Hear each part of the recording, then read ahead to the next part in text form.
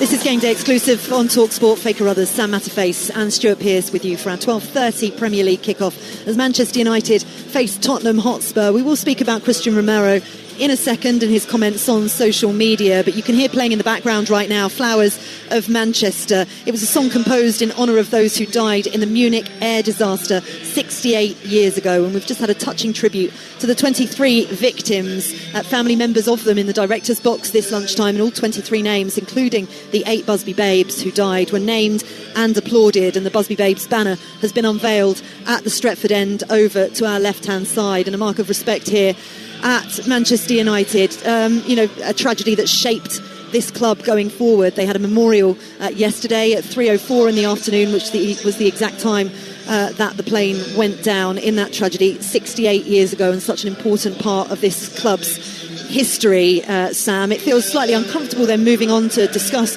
Christian Romero and what's been going on at Spurs, but this is our game here on TalkSport, kicking off in 8 minutes time, and Christian Romero's comments have been a large part of the narrative building into today's game. Sam, what have you made of everything that's been going on? We've spoken about it a lot this week. We did so on Wednesday night, we did so on the Premier League All Access podcast, we did so yesterday on the programme, so I think I've played devil's advocate once or twice with it, but I think the way I would suggest that it does link to what we've just heard is about class and about the way you conduct yourself.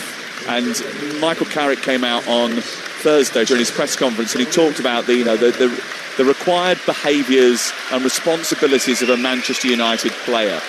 And I suppose that if you are going to draw a line between the two things, it actually is about how you conduct yourself when you are representing a football club. And Christian Romero represents Tottenham Hotspur as the captain. And, Tottenham are a massive club with a massive history, and they've got some great figures of the past that have led that team. And he wants to be a part of it, and he does have ambition, and it's something that Thomas Frank touched on in his press conference on Thursday.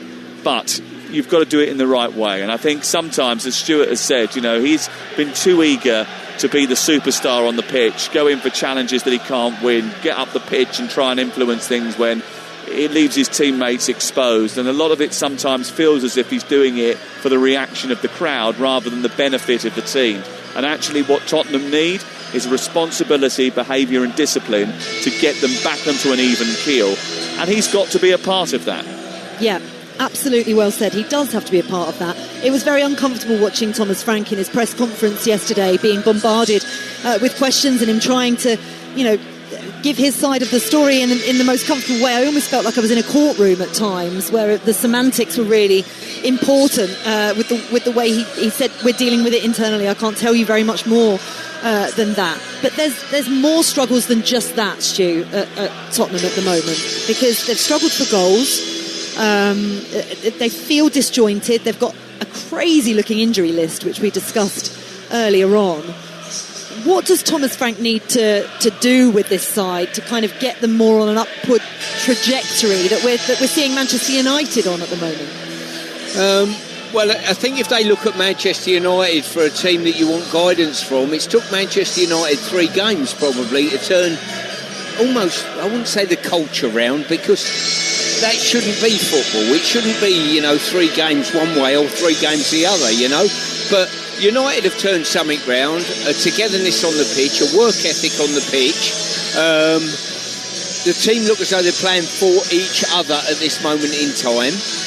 They're winning games, they've got goals in the team at present, and I think there's small margins that we work to in the Premier League. So I think Thomas Frank as well, I think this has been a real learning curve for him, coming from Brentford, where it was such a stable environment for him as a manager and a family feel at the football club, to coming into a bigger environment that, let's be honest with you, Tottenham have had their ups and downs. They've not been littered with a load of silverware over recent years, have they? So it's not an easy job. So I for one, hope that he's given time to affect the squad, affect the balance of the squad, and put a mark on the Premier League at a bigger club than, without any disrespect to Brentford, a bigger club than Brentford.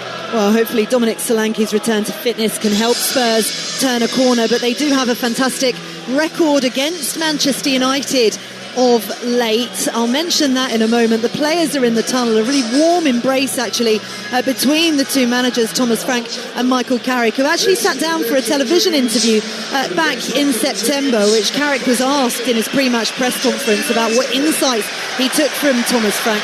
Both these two characters, a very calming influence on both their sides, but one certainly with more of an uphill task at the moment than the other. Because Manchester United haven't beaten Spurs since 2022, but they're going to hope that that is all going to change today. They've been on a fantastic run under their new boss, Michael Carrick. Can it continue today? The players are on their way out here at Old Trafford. We're going to find out how it plays out live on Talksport in the company of Stuart Pearce and Sam Matterface. Thank you very much, Faye. Good afternoon, everyone. Welcome to Old Trafford in Stretford in Manchester, where Michael Carrick's resurgent Manchester United take on Thomas Frank's topsy-turvy Tottenham. As a man who played for both, Michael Carrick is uniquely placed to understand the strains and stresses of both Tottenham and Manchester United. 3 wins from 3 for Michael Carrick in the Premier League, beating Manchester City, beating Arsenal, beating Fulham. They've seen United climb the table to 4th place, and his ease around Carrington and Old Trafford have made his appointment feel like a natural fit. But today brings the acid test. Tottenham, who sit just 12 points behind, but of late have become a thorn in their host side. Spurs have won 6-1, 3-0 and 3-0 here in recent seasons. They beat Manchester United in a Europa League final last campaign as well. And this fixture, which was once a formality for United, has become a right pain in the backside. For that reason, there's no doubt that Spurs will be pleased to be out of their swanky home. They have won just once in the Premier League at the Tottenham Hotspur Stadium since August. But then again, their domestic form is so bad, they've won just 1 of their last 10 in the Premier League and the FA Cup, all told. And the captain has called the lack of signings a disgrace. There is certainly a lot of pressure on the new manager, Thomas Frank, and boy, do they need a victory, especially bearing in mind that they have got a serious injury list which rivals the most in the Premier League. It's not exactly what they were hoping for when they planned to build on the Europa League success. And if you ever needed a reminder of exactly why the Tottenham fans are unhappy, Stuart Pearce, that was it. Indeed, as I say, I think Spurs need to put on a decent show out here today. Solanke being back, as you mentioned earlier, will be a bonus to them. But certainly United go into this game as reasonably firm favourites. The old John Denver Classics is pumped out of the PA system at this ageing but still atmospheric Old Trafford. The rain tumbles down from the sky. We're in the south stand, sitting about 3/4 of the way up, level with the director's box, where Ronald Koeman has taken his seat, David Gill and Sir Alex Ferguson taking their seats as well. We're just right of the halfway line. Manchester United in red shirts, white shorts and black socks. Tottenham Hotspur all in yellow with black or navy trim today. Later on, Adrian Doan takes you around the grounds. 5 Premier League 3 p.m. kickoffs, the EFL action for you as well. Sunday sees you bring Scottish Cup, WSL, Championship and Premier League action from Liverpool against Manchester City, live on Game Day Live, and we are on air at 1:30 in the afternoon. The referee is Michael Oliver and the VAR is Paul Tierney. Right now we are at Old Trafford, where the longest unbeaten run in the Premier League takes on a Tottenham side tanking away from home. Tottenham shooting from right to left in the first half, having come back from 2-0 down in the game against Manchester City last week, and Manchester United shooting from left to right. The ball sent long upfield by Vicario, flicked on by Solanke, and it goes all the way back to the goalkeeper. And then they start to play out from the back, Manchester United, and attack the goal away to our right-hand side. And Bomo gets it over on the far side. It's sent long for Ahmad to chase. He takes it down with one killing touch and then plays it into the path of Fernandes. And it's 5-on-3 in Manchester United's favour here as Fernandes waits his pass into Mbeumo. Wide of the goal, left side, smacks it towards the top corner of the near post, and it's over the top of the crossbar. And Manchester United's rapid speed on the break immediately bares its teeth. Stuart Pearce. Yeah, a couple of things there. Firstly, we thought that Spurs would line up with a 3. It looks as though at this moment in time they're going with a 4 at the back. Paulinho playing a holding midfield role, and just a long ball from Martinez. Ahmad's brought it down in Tottenham territory, and the doggy's got to do better than that. You cannot let a United player just receive the ball, because what you get is a cavalry charge of United players coming at you. Well, you talk about the back 3, and we were just going to let it settle to see if that was the case, because we thought that would be the case. Then we watched them warm up, and they warmed up in a back 3, Stuart. Yep. And now it looks as if Paulinho has pushed into midfield. So I think that was a little bit of a ruse by Thomas Frank. Yeah, well, it certainly confused me, so that's good. Manchester United with Senna Lomans in goal. The back 4 of Dalot, Maguire, Martinez and Shaw. Casemiro and Mainu holding in midfield, with Bruno Fernandes in the 10. Ahmad and Cunha either side of Mbeumo, who leads the line for Manchester United. Vicario is the Tottenham goalkeeper. Then it's Gray, Romero, Van der Ven and Udogie, Paulinho and Pap Sarr. Conor Gallagher pushing on a little bit alongside Simons, and then Audebert over on this on the right-hand side, and Solanke through the middle. As Manchester United come forward again into the box from the left-hand side, and Mbeumo's cross is easily caught by Vicario, and it's cleared out towards the near touchline where Pap Sarr now has control. Michael Carrick said that Tottenham would bring a challenge that was different to what they'd faced so far. Good attackers that would stretch the back line, and it would be a slightly different game to that against Fulham or Manchester City or the one at Arsenal in recent weeks. Ball sent down the left by Udogie. No one makes the run into that advanced left area, and it is a little bit different, isn't it, with Conor Gallagher almost up as the 10 and Simons playing off the left but slightly narrow, and Audebert out wide right. Yeah, I think we've certainly with Gallagher, you've got to use his pace to go and hunt people down, put pressure on them, and let him run around. That's what he enjoys doing, so certainly have an effect on the opposition. Just looking at United, it just looks as though they might be swapping over now. Cunha was playing down the middle for a while, and Mbeumo on the left. I think they're just about to swap that again. Here is Gallagher, though, as Lomans comes out of his own goal and gets beyond the challenge of Luke Shaw, who is penalised for a tackle about 15 yards outside the penalty area, and the free kick is given in favour of Tottenham Hotspur. This is a little bit of a moment of a wobble from Senna Lomans, and he's been quite an assuming character, the Manchester United goalkeeper, since his arrival from Royal Antwerp. It's his 20th appearance, and he's sort of quietened the noise about goalkeepers at Manchester United, which has been sort of almost like the narrative for 2 years. Yeah, I mean, Luke Shaw's brought him down. Layman's was miles outside his goal. He's fortunate that for United that a free kick was given and the game stopped, because he was in big trouble then. Free kick over on the far side to be taken by Simons. He's about 12-13 yards from goal. He sings it right-footed towards the far post, looking for Solanke. It's flicked away off the England man's head and out for a throwing down by the corner flag away to our right in front of the Stretford end. Manchester United 0, Spurs 0 on Talksport. And we play just a little over 4.5 minutes here. And Manchester United have the ball deep inside their own territory with Diogo Dalot. United 4th, 41 points. Spurs 14th with 29 points. A 12-point gap between them. Michael Carrick's got off to the perfect start. 3 out of 3. Bruno Fernandes running the show. Cunha in good form. Šeško even making an impact off the bench. There is belief back at Old Trafford, but the question is, can they sustain it? They've had one good chance so far. Lovely little touch by Cunha. Back heel inside his own territory.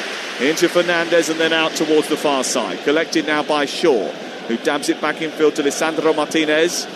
He then finds Dalot, and then Manchester United come out wide towards the right. Cunha, who's floating around a bit more in this first half, is out on this near side. And Kobbie Mainoo gets tackled by Sarr, and then no one reacted to that. Kobbie Mainoo got up again and won it back for Manchester United, who have it in the advanced left position now over on the far side.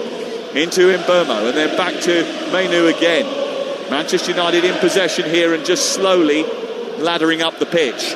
Out towards Ahmad now, who faces up Udogie, backed up by Simons. Dalot is further back, then into Mainoo again. Tottenham, everyone behind the ball here, camped on their edge of their own penalty area now, trying to plug the gaps, and Manchester United trying to look for a way through. Martinez, a little short ball into Cunha and then into Fernandes, who stepped over it hoping that Mbeumo would be behind him. Archie Gray read the danger and cleared. Stuart Pearce. Yeah, United showing a real confidence on the ball at the moment, a real swagger if you like, and Tottenham have probably got to get a little bit closer to them, certainly touch tight on players that are receiving the ball. I think that was a foul on Bruno Fernandes, and he's articulating that to Michael Oliver, who's allowed things to continue. And Sarah's got up the pitch now and sent it into the inside left channel. Chasing away into that area is the former Liverpool and Chelsea Bournemouth forward Dominic Solanke. Coming back to help out was Ahmad. He dispossessed Simons, who was the man who was the aimed receiver of the pass from Solanke, and Manchester United nabbed possession back again. Tottenham have been United's nemesis over the last couple of years, unbeaten in 8 meetings in all competitions. They won here 3-0 on their last visit. They beat them in a Europa League final in Bilbao, a defeat which really stung the Manchester United support. I'm just looking across the line here at the Tottenham back four, and I'll tell you what, normally what you would say is from one full back to the other, you don't want a distance of much more than 30 metres, let's say. You look at Tottenham and they're spread out, and it really is a long distance from one full-back to the other. And I think United and Mbeumo just darted in between sort of full-back and centre-half just slightly earlier there. And it's a dangerous tactic to employ, I think. I think they've got to be a little bit tighter together. Well, also, it looks a bit ragged in terms of the fact that it's not in a straight line, is it? It's not coordinated. Look where Romero goes to pinch the ball, always on occasion, goes out, tries to win a duel that he can't win. He comes out of that back line. Gray had to fill in for him just moments ago, and now he's done it again and given away a free kick. Yeah, that's what he does. He'll see something and he'll dart forward 10 or 15 yards. If he gets it, fantastic. If he doesn't, he'll either give a foul away, which we've just seen, or they'll pop it round him and you've got a void behind him. Yeah. It's something that we mentioned before the game, and something that we've already seen inside the first 8 minutes on Talksport, where it is still Manchester United 0, Tottenham Hotspur 0, live on Talksport. Port Vale, the bottom team, the worst team in League One, have taken the lead against the third worst team. And Manchester United's women are 1-0 up against Leicester in the WSL. It's 1-0 away from home. Here's Mbeumo. Miscontrols it rather simply, gives it straight to Romero. The ball goes back to Van der Ven, and then he gives it to his goalkeeper Vicario, and it's worked out wide towards the far side. Pinched by Martinez, one back by Gray. We're in the midpoint of the Tottenham half when Gray sends it high into the Manchester United territory, and then it's gobbled up by Harry Maguire, who himself, a bit like Manchester United, has had a resurgence under Michael Carrick, back in the team and performing well. Yeah, I think all that Michael Carrick and Stevie Holland have done have looked at the team, said which one of these players do we half know and half trust, put them in the team, and they thrived, to be honest. Well, Van der Ven has just committed a foul on Ahmad, who just took the ball down the touchline and tried to run him, which was never probably going to actually work for him, but he drew the foul instead, and he wins the free kick midway inside opposition territory, wide on the right, close to the white chalk of the line. Thomas Frank comes out, arms across his chest, and they take it quick, Manchester United, and get Cunha back into play.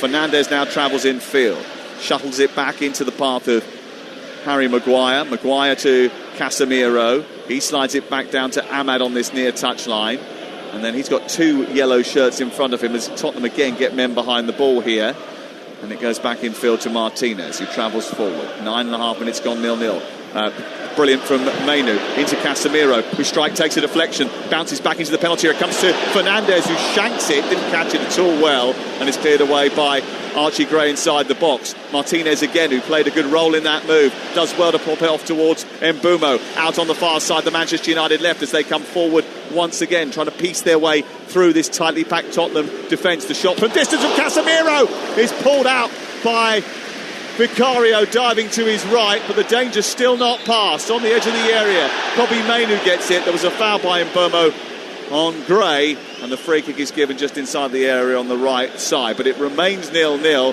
For the first shot on target in the game goes to Casemiro, 20 yards out from goal. He hit that like a rocket, and it was a really good save. It's actually further than that. It was 30 yards from goal, going towards the far corner, it was just a little bit too low to really cause Vicario grief. Yeah, it was a great shot, but just prior to that, Fernandes probably had a swipe at the ball where he probably could have taken a touch and been a little bit more productive on that. It's intriguing to watch. We've got a wonderful view here right across Spurs' back line, and as I say, there are little gaps in between. They're too widely spread for my eye, and obviously Romero looking to step out from the line creates the odd space in behind. When you say they're too widely spread, your issue here is what, with Romero and Van de Ven being too far apart, or the fullbacks being too far to the flanks? Every individual too far apart. So you don't want players much more than 7-8 yards apart, and from fullback to fullback. Here's Conor Gallagher into the penalty area as the ball goes over the top from Xavi Simons. Gallagher tries to bring that down, can't quite, just sort of nudges it towards goal, and it's gobbled up by Senna Lomans away to our left. Yeah, if you were doing a practice on a training ground, if you drew a line from the edge of the opposition's box right down the pitch, so 44 metres wide, your players can't be wider than that. Otherwise, your back line are in poor defensive positions. Again, you just got into a situation there, Tottenham Hotspur, where they left Brian Mbeumo to be marked by Archie Gray only. The rest of the defenders were inside the Manchester United half. Senna Lomans just kicked it over the top and invited him to chase. Vicario had to come out of his goal and head the ball away. He did so. It came off a doggy and then went out for a throw-in on this near side. Manchester United have gained 60, 70 yards. Yeah, and as you say, it's just the basics of defending, really. Stay narrow and stay together. Don't get fragmented, one forward, three back. Here is Martinez weaving his way forward. He's got Mbeumo going through the centre, and he wanted the ball played early, and he didn't. Just took a little bit too long there, Martinez, to get that ball away from his feet, and it was blocked by Romero and cleared away. Palhinha in the middle of the park gets hold of it for Tottenham.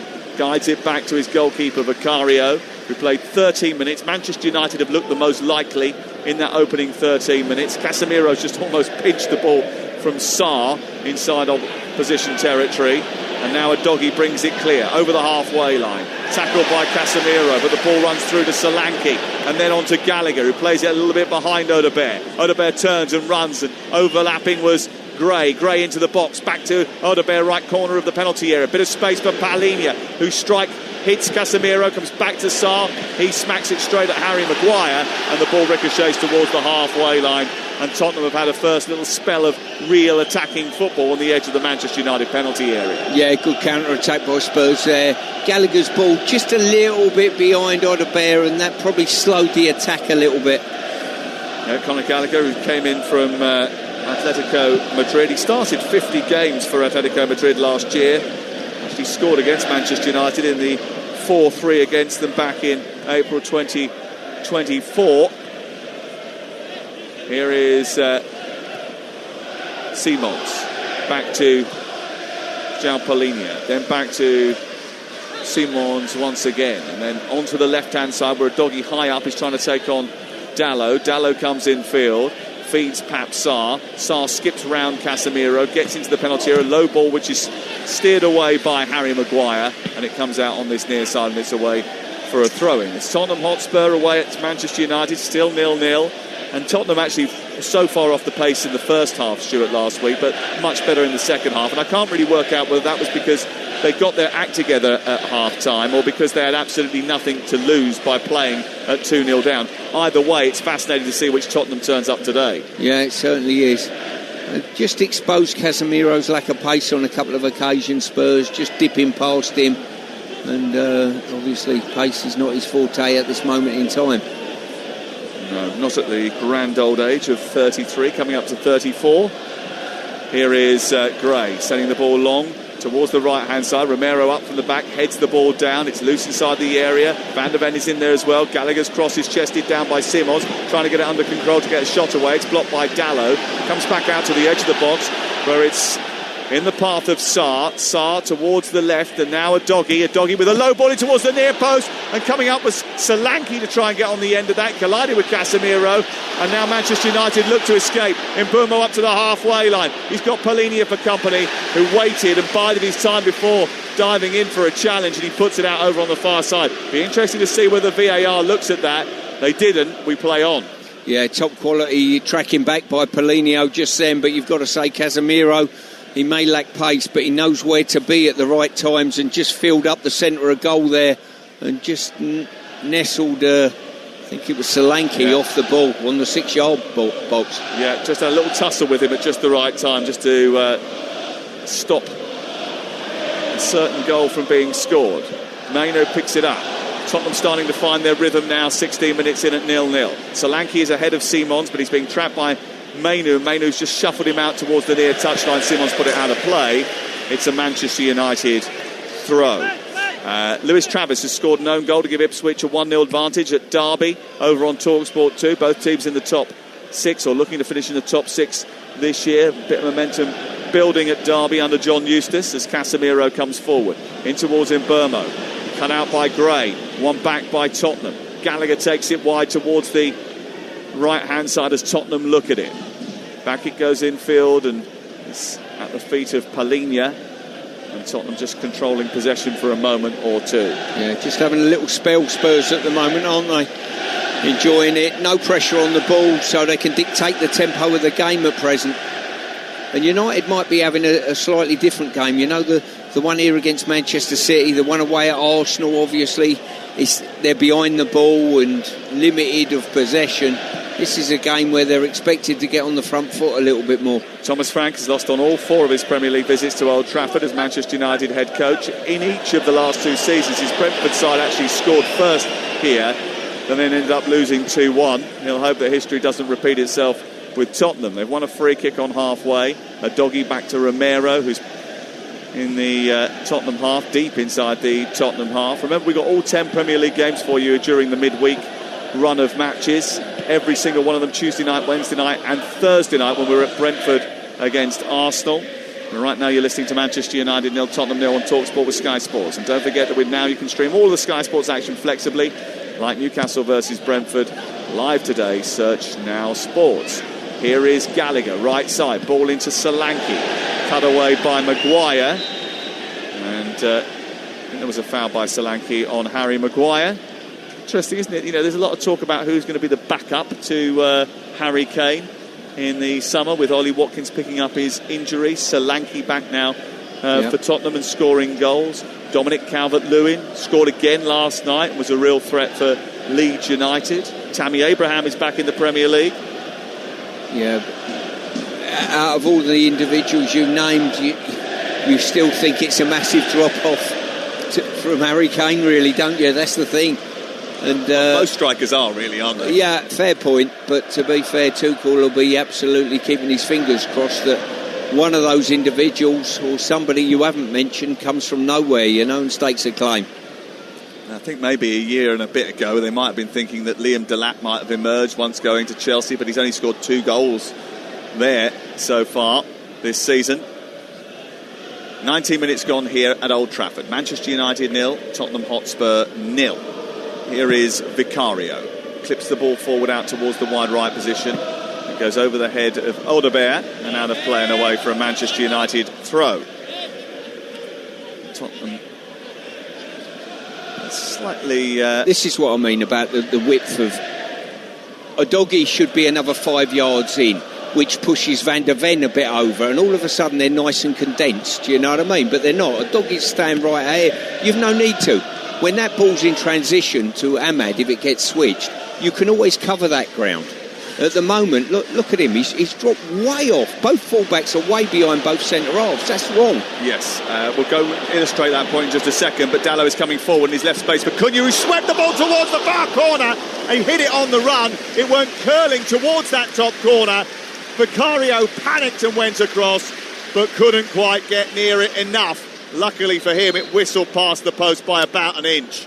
You've just seen the repercussions of having the back line spread so far wide, because the amount of space, when it did go out wide then back in, the amount of space is too wide. And I've got a United fan next to me who just jumped off his seat and thought they hit the back of the net.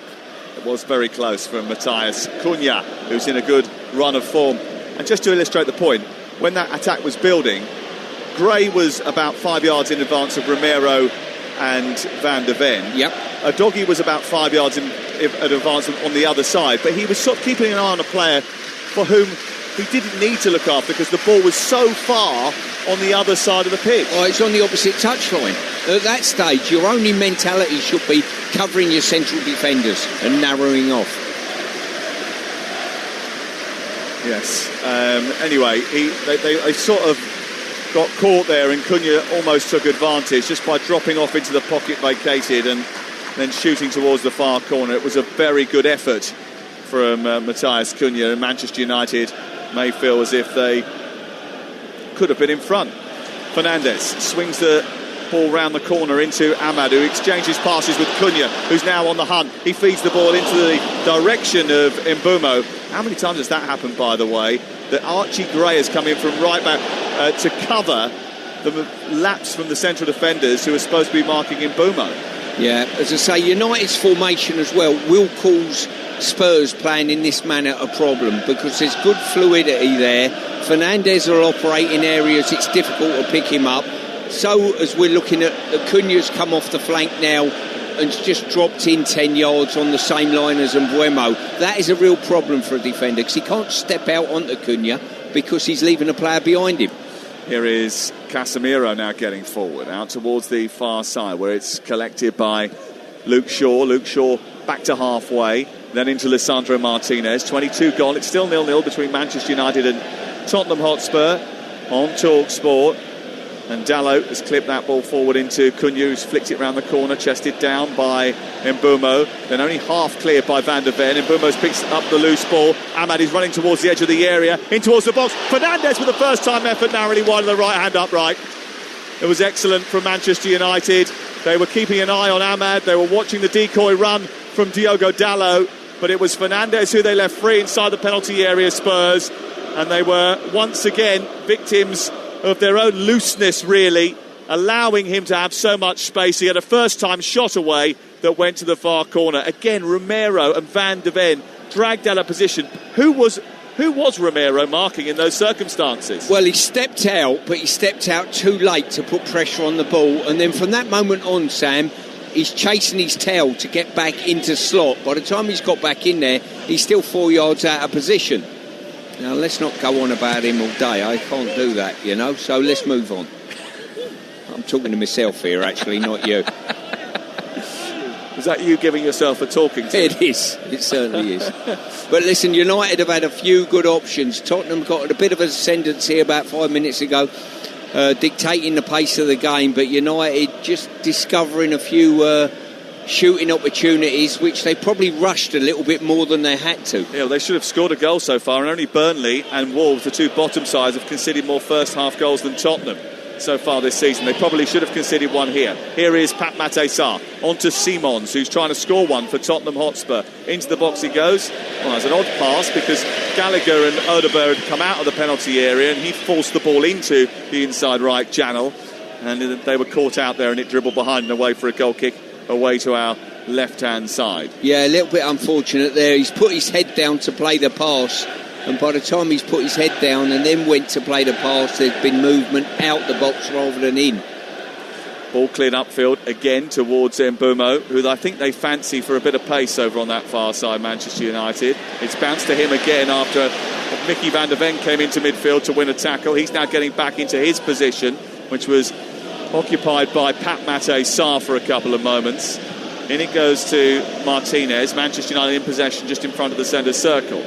Dalot, square ball into the path of Kobbie Mainoo, then back wide right to Dalot, and then Maguire as Manchester United just look to add a bit of control into the game. Shaw presses on from Tottenham. They'll be forced all the way back here at Manchester United. Martinez doesn't really fancy that, but he'll do it anyway, reluctantly. It comes back to Senna Lomans on the edge of his penalty area. Look at that line from Tottenham Hotspur. It's right up on the halfway line.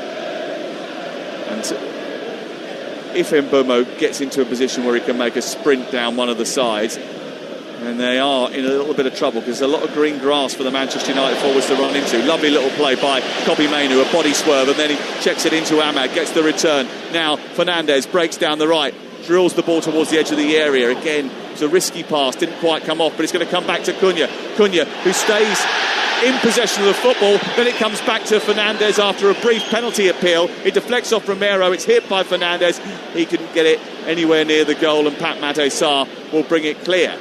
Challenged by Fernandes is a foul, and they are just going to check to make sure that Cunha wasn't fouled inside the penalty area. I think our instant reaction was he was not. Yeah, definitely not for me. But what you got to say? The ball's cannoned on the come out to the edge of the box, and then Fernandes hit a shot. Fantastic block from Romero there.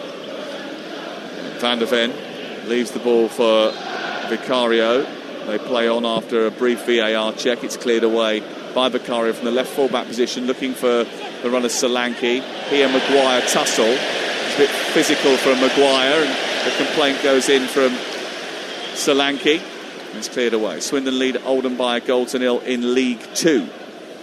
And currently still 0-0 here between these two. What is a busy day up and down the country. Remember, later on we've got all the goals that go in from the Premier League, and there's quite a few Premier League games today that kick off at 3 o'clock. Ball runs all the way through up to Ahmad. Now a doggy is dragged him to the floor. It's going to be a yellow card for a doggy. He was far too far away from the penalty area for that to be the denial of a goal-scoring opportunity, but he was the last man. Yeah, he was, but I think you'll find...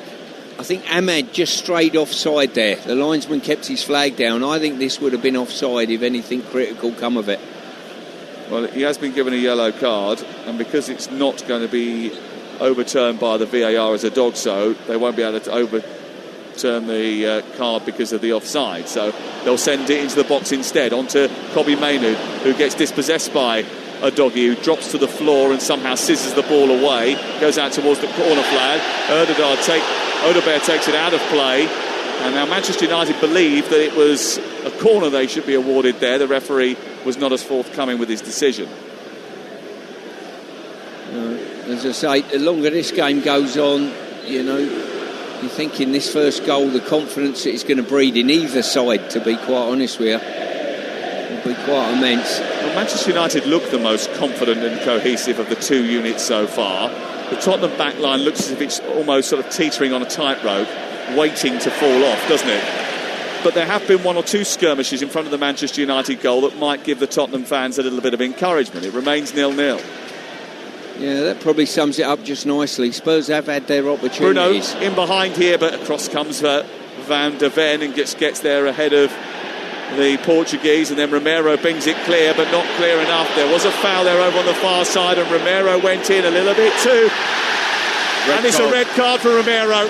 He went in a little bit too heavy on Casemiro. Argentina on Brazil. Straight red card from Michael Oliver. It's the 8th of his career, and it's his 2nd of the season. He is dismissed once again. And Stuart Pearce said he didn't want to talk about him for the rest of the day because he was going on about him too much. Well, you ain't going to have to talk about him for much longer because he's been dismissed after 29 minutes. I'm intrigued to see a close-up of this. I think he's got the ball, but the follow-through has caught Casemiro. There's no doubt about it, but I'll be intrigued to see the replay of this. I'm going to turn around and say I think he might be a slightly hard done by, but time will tell. They'll always hide behind over physical, maybe. Let's have a little look. We're just getting the replay now. It was a 50-50, wasn't it? That's not a sending off. I think this will be overturned, or should be. He raised his studs as he went through. There was contact on Casemiro. Oh no, it's on the ankle. It's a red card. Listen, he's taken the ball first. It's difficult. You want to go in. It was almost one of those 50-50 encounters, but listen, the game has changed now. I don't think you can. I think when you look at the replay and you see the flexing of Casemiro's ankle, the law will state that that's an endangering of the safety of an opponent, and I think that the VAR will interpret that. And what I think will also happen is Michael Oliver said it first. He said straight red card, and the VAR has not seen any clear evidence to overturn it. No, they won't overturn this in any way, shape or form, but it's not as vicious as you're suspecting. No. I think he's gone for the ball, no doubt about that. He's got the ball first, but he's followed through because he's gone for an aggressive tackle. the still always looks worse, doesn't it? Was he a bit heavy-handed? Listen, he's a defender, man. Come on. I like the way we've gone full Romero circle with you, by the way, in 29 minutes. I'm his biggest ally now. Free kick then to Manchester United. It definitely did have an impact on Casemiro, by the way, who is hobbling away over on the far side. They're down to 10 players as a result of this, and Casemiro is getting the full Manchester United treatment here. Yeah, but I think it's Dragusin now coming on. They're going to have to reshuffle that back line. I would have thought. Was it Simons, Odobert coming off? Maybe it'll balance out. I think it'll probably be Odobert who comes off, but we shall see. It's Odobert who is replaced, and on comes Dragusin. As a result of that, that's also frustrating, isn't it, for Wilson Odobert, who started the game today and now has to be replaced because Dragusin has got to come on to rescue the defensive situation, the hole that's been left by Romero. Down to 10 players then, Tottenham take on Manchester United with half an hour gone now. Jake Beasley's equalised for Burton away at Port Vale in League One. It's 1-1 there. Here is Bruno Fernandes to take the free kick for Manchester United. Could there be double punishment here for Tottenham Hotspur? Free kick, Fernandes wide on the left. He drips the ball in towards the danger zone. It's headed into the air by Martinez, and then Gallagher goes down claiming he got a head injury. Referee's going to stop the game here. There was a collision of heads between, I think, Lisandro Martinez and Conor Gallagher, and the free kick is given. Actually, Luke Shaw, I think, is down as well, saying that he had a head injury, and it's going to be an uncontested drop ball. Manchester United in possession 10 yards from the edge of the penalty area. So how does this change the game now? Well, we thought United are heavy favourites before the game, and I think some of the efforts that they've had, they started to open up the Tottenham back line a little bit. All of a sudden, with the numbers superiority, they should be pinning Tottenham back in and just waiting for that opportunity to come, really.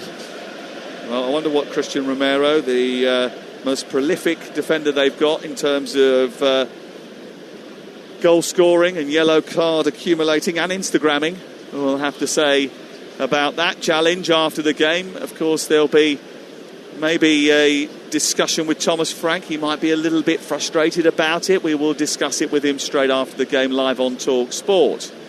Remember, he's spent the week calling the acquisition or lack of acquisitions a disgrace, that the club didn't have enough players, and of course now they certainly don't have enough players, do they? They only had 11 fit bodies, I think was his sort of complaint during the week. Well, yeah, they've only got 10 out there now. In all honesty, I've had another look at this replay again. Yes, he's gone in with aggression, I understand that, but I'll tell you what, his foot is side on. He could have got hurt as much as Casemiro in that challenge, by the way. He's won the ball first, and where do you go with your follow through from there? You can't just stop your foot stone dead after you've played the ball. I think it's a tough one personally, Sam. Here the ball's played out towards the right hand side where it's picked up by Ahmad. It goes back to Dalot and then into the path of Casemiro. Casemiro sees it headed away, and it's out towards the halfway line. Back down the left it goes into the path of Mbeumo. Mbeumo back to Lisandro Martinez as we get back underway with both Gallagher and Shaw off the pitch and about to come back on, having received a treatment for their head injuries. Casemiro out to the right. Dalot then tries to turn the ball back to the halfway line. The question I would have about the Romero challenge is, I said it was his 8th red card earlier. It's not. It's his 9th red card in European football. He had 3 in Serie A and now 6 since being with Tottenham Hotspur. That's a hell of a lot of red cards, isn't it? I mean, it's the kind of thing that you sort of suggest, and you said, he could have got hurt in that challenge as well. Does that sort of suggest that it wasn't the right challenge to make? Was it a little bit risky in doing it in that manner? I think he's got to make the challenge. I'll tell you what, Here is Kobe Mainu into Cunha, edge of the area, flicked on towards the edge of the 6-yard box, where Casemiro was going for the ball, but it was a bit in front of him, didn't receive it, and it goes out for a goal kick away to our right. What's counted against him, Sam, and this is probably the modern game as well, is if he would have rolled around on the floor like Casemiro did, the referee wouldn't have known who's hurt who in that situation. He'd have probably got away with it. Because he didn't do that, he stayed on his feet, and Casemiro rolled over and over. And rightly so, I'm not suggesting he shouldn't. He's had a blow with studs just above his instep there. It looked probably a lot worse, a lot more one-sided than I think the challenge actually was. Ipswich lead Derby by a goal to 0. 0-0 between Norwich and Blackburn. Southampton 0, Watford 0. Those scorelines from the Championship earlier on today. In the Women's Super League, Manchester United are 1-0 up just after half-time. 2-1 Port Vale lead in the game in League One against Burton. Bottom of the table, Port Vale. Luton 0, Bradford 0. 0-0 Crawley Crew in League 2, and Swindon are 1-0 up against Oldham. You're up to date from the EFL. Just wonder whether or not Tottenham fans will feel that he's a victim of his reputation there. Christian Romero. We'll see. Here is Cunha picking the ball up in the number 10 position and trying to slide it forward towards Ahmad. He then wins another great tackle. Comes to Bruno Fernandes, takes a deflection, spoons over the top of the crossbar and goes out for a corner kick over on the far side. Brilliant challenge from Cunha. Just about 5 yards back from the edge of the area to feed the ball towards the edge of the box. It came to Bruno Fernandes, who shot cannon off the defender and went behind. Yeah, just looking, you said what difference is this going to make now earlier for Tottenham. Dragusin's coming on and he's not going to step out of that back four, and that just might make things a little bit more difficult for United, you know, to find those holes in Spurs' back line. Yeah, he's been away for a little while, hasn't he? Last week's start was the first in over a year for Radu Dragusin. And he's in the back line alongside Mickey van der Ven now. Bit of jostling into the penalty area. Turn around the corner by the defender towards Mbeumo, who strikes it low and hard and into the far corner. Brilliant from Manchester United. Well worked set piece. A low ball in towards the near post, tucked back round the corner by Kobe Mainu to the edge of the area, waiting for Bruno Mbeumo, Brian Mbeumo, and Mbeumo's shot goes arrowing into the far corner and past a stranded Vicario through a crowd of players, and Manchester United have their lead against 10-man Tottenham. I've got to say there'll be somebody, if not a few of them, on the coaching staff that are more than pleased with their week's work. A fantastically well-worked corner into feet. He sprung off the goalkeeper, turned one back into the centre of the penalty area, around the penalty spot area, and Mbeumo was waiting for it. He knew it was coming, and a brilliantly well-worked corner and a fantastic goal. Manchester United lead by a goal to 0. Brian Mbeumo now has 6 goals in 6 games against Tottenham Hotspur.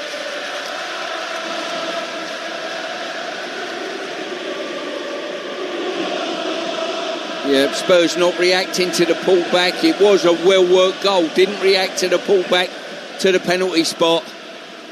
And no one's got close to the ball when it was struck. And it's just, I wouldn't say he's called it cleanly, but the direction of it was that good. It's found its way into the far corner. Yeah, Manchester United lead by a goal to 0. Brian Mbeumo with the strike. And it's one that puts Tottenham in a difficult position, being down to 10 players. And now Mbeumo has it over on the far side once again. Ball released upfield looking for Ahmad. And now it's Kobe Mainu sweeping out towards this near side. And it goes out of play. A poor ball really that goes straight out for a throw-in. Yeah. Remains 1-0 to Manchester United. In his effort to switch the ball quickly and clinically, he's put too much on it and just bisected both Dalot and Ahmad. Here is a doggy on the left-hand side for Manchester United.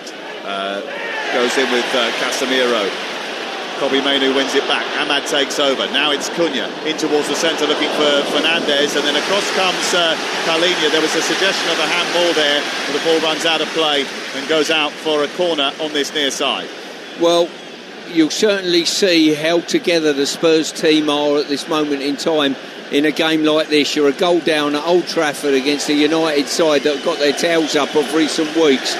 And how much are you prepared to put a real shift in to try and turn this game round, or stop the game going away from you? corner kick away to our right-hand side, and Mbeumo to take it.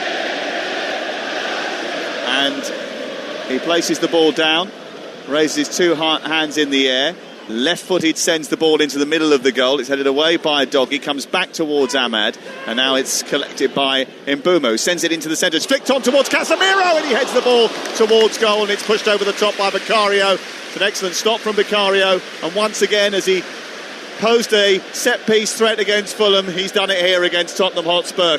Casemiro with a brilliant header.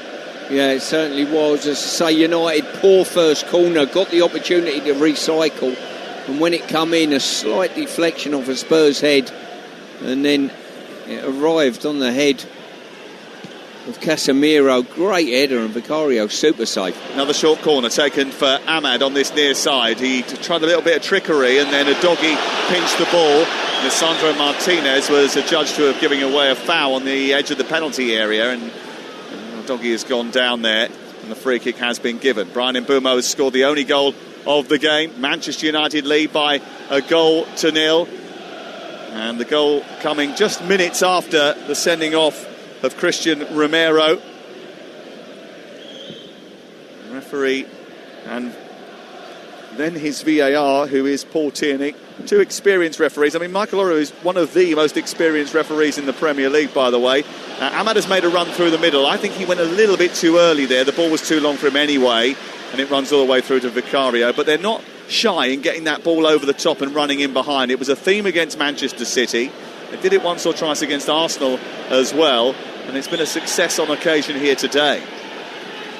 Palhinha into Pape Sarr, won by Casemiro. Kobbie Mainoo goes in for a tackle with Palhinha. The ball drops on halfway. A Doggy gets hold of it, sends it round the corner for Simons. Simons for 10-man Spurs. Across comes Mbeumo. Then it goes into midfield and Mainoo. Mainoo back to Casemiro on the near touchline. Then all the way back to Maguire. He brings the ball out of the middle of defence and runs up towards halfway. Now it's on to Cunha. Cunha travelling down the left-hand side. He's got Shaw out wide on the left. He cuts infield, lays it off towards Kobbie Mainoo once again. Manchester United pushing Tottenham back towards the edge of their own penalty area. Sent wide out towards Ahmad. Ahmad tries to take on the defender. Gets on the outside. Low ball into the near post, pushed away by Pape Sarr, and it goes out of play and away for a corner kick on this near touchline. Manchester United lead by 1-0, and they have a corner kick. Yeah, Tottenham have got to make sure that this second goal isn't forthcoming before half-time. Otherwise, I think it's game, set and match at that stage. They've got to stay in the game. Thomas Frank's got to get them in the dressing room at half-time. Maybe tinker with formation-wise, potentially, but certainly give them a rallying call. 6 in 6 for Bryan Mbeumo against Tottenham Hotspur. It's been a major asset since returning from the AFCON. And he takes the corner, left-footed, deep towards the far post, and it's flicked away by Palhinha. And there was a bit of pushing that was being accused of a Manchester United player inside the penalty area there, and a free kick given. But that was such a dangerous delivery by Mbeumo to the far post. It really caught out the Tottenham defence. Goalkeeper couldn't get anywhere near it. Now, I think the accusation here is that he was being blocked off, Stuart. But the referee was very quick with the whistle there. Is it Kobbie Mainoo who's just holding him back? Yeah, I think it was Mainoo's just drifted in and taken Vicario's ground, but they're going to do that. He's shown an aptitude of being a little bit flimsy from these crosses with the bodies around him, the crowd scene, so teams are going to do that to him. Yeah, I don't think there was anything wrong with what Kobbie Mainoo did there. He didn't really do anything apart from just stand in the position and edge him out the way. It was maybe a little bit quick to whistle there, Michael Oliver. Ball chested down by Pape Sarr. Out it goes to a Doggy. 5 minutes of added time at the end of the first half. That was a late challenge by Ahmad on this near touchline. This is an interesting one. There was probably as much aggression gone into that challenge by Ahmad as there was Romero, but interesting to have a little look at that again. Well, the ball was headed out towards the near side, or looped out towards the near side. The Doggy and Ahmad went towards one another, and then the ball ran loose to Simons. Simons went onto the floor holding his shin. don't know how much contact there was there as the ball's played down the left side from the set piece, and Pat Matasar goes straight out of the perimeter of the playing surface. It was overhit as it was played down that left-hand side. Yeah. Just having a look at the replay of that challenge by Ahmad. It was certainly forceful, but probably not the contact with the studs that the previous sending off. Well, his leg went in between the legs of Xavi Simons, didn't they? Rather than on top of it. Here is Martinez going up towards the halfway line. Luton lead Bradford by a goal to nil. You're listening to Manchester United 1, Tottenham 0 on Talksport with Enterprise Rent-A-Car. Whatever it is, they're here for it. We've played our 45 minutes. The Tottenham fans looking a little bit glum-faced. Ahmad going through the centre. He's played in. He goes round the goalkeeper, who gets the ball just about ahead of him. And it was a brilliant, brilliant challenge from Vicario. A necessary one, because if Ahmad was able to escape there would have been serious problems for Tottenham Hotspur. Yeah, great run that was. Straight through the centre of the back line. And Ahmad done really well, I've got to say. But probably the best tackle of the first half come from the goalkeeper. Yes. And he had to get that right. He really did. Right. He did. It was brilliant from Vicario. It's a brilliant intervention from a goalkeeper who has had his ups and downs at Tottenham. Some spectacular shot stopping, and then some moments where he's looked a little bit vulnerable. Left-footed clearance upfield from him now goes straight to Solanke. Chests it down for Gallagher. Looks for the return for Simons, who finds Solanke inside the penalty area. He's a little bit wide of goal. Gallagher wants it back on the edge of the area. A little heavy touch from Gallagher. Sent wide out into the right wing position. We are in the third of 5 added minutes at the end of the first half. Cross from Dragusin goes straight into the arms of the goalkeeper Senna Lomans, and it is back with Manchester United, who lead by a goal to nil.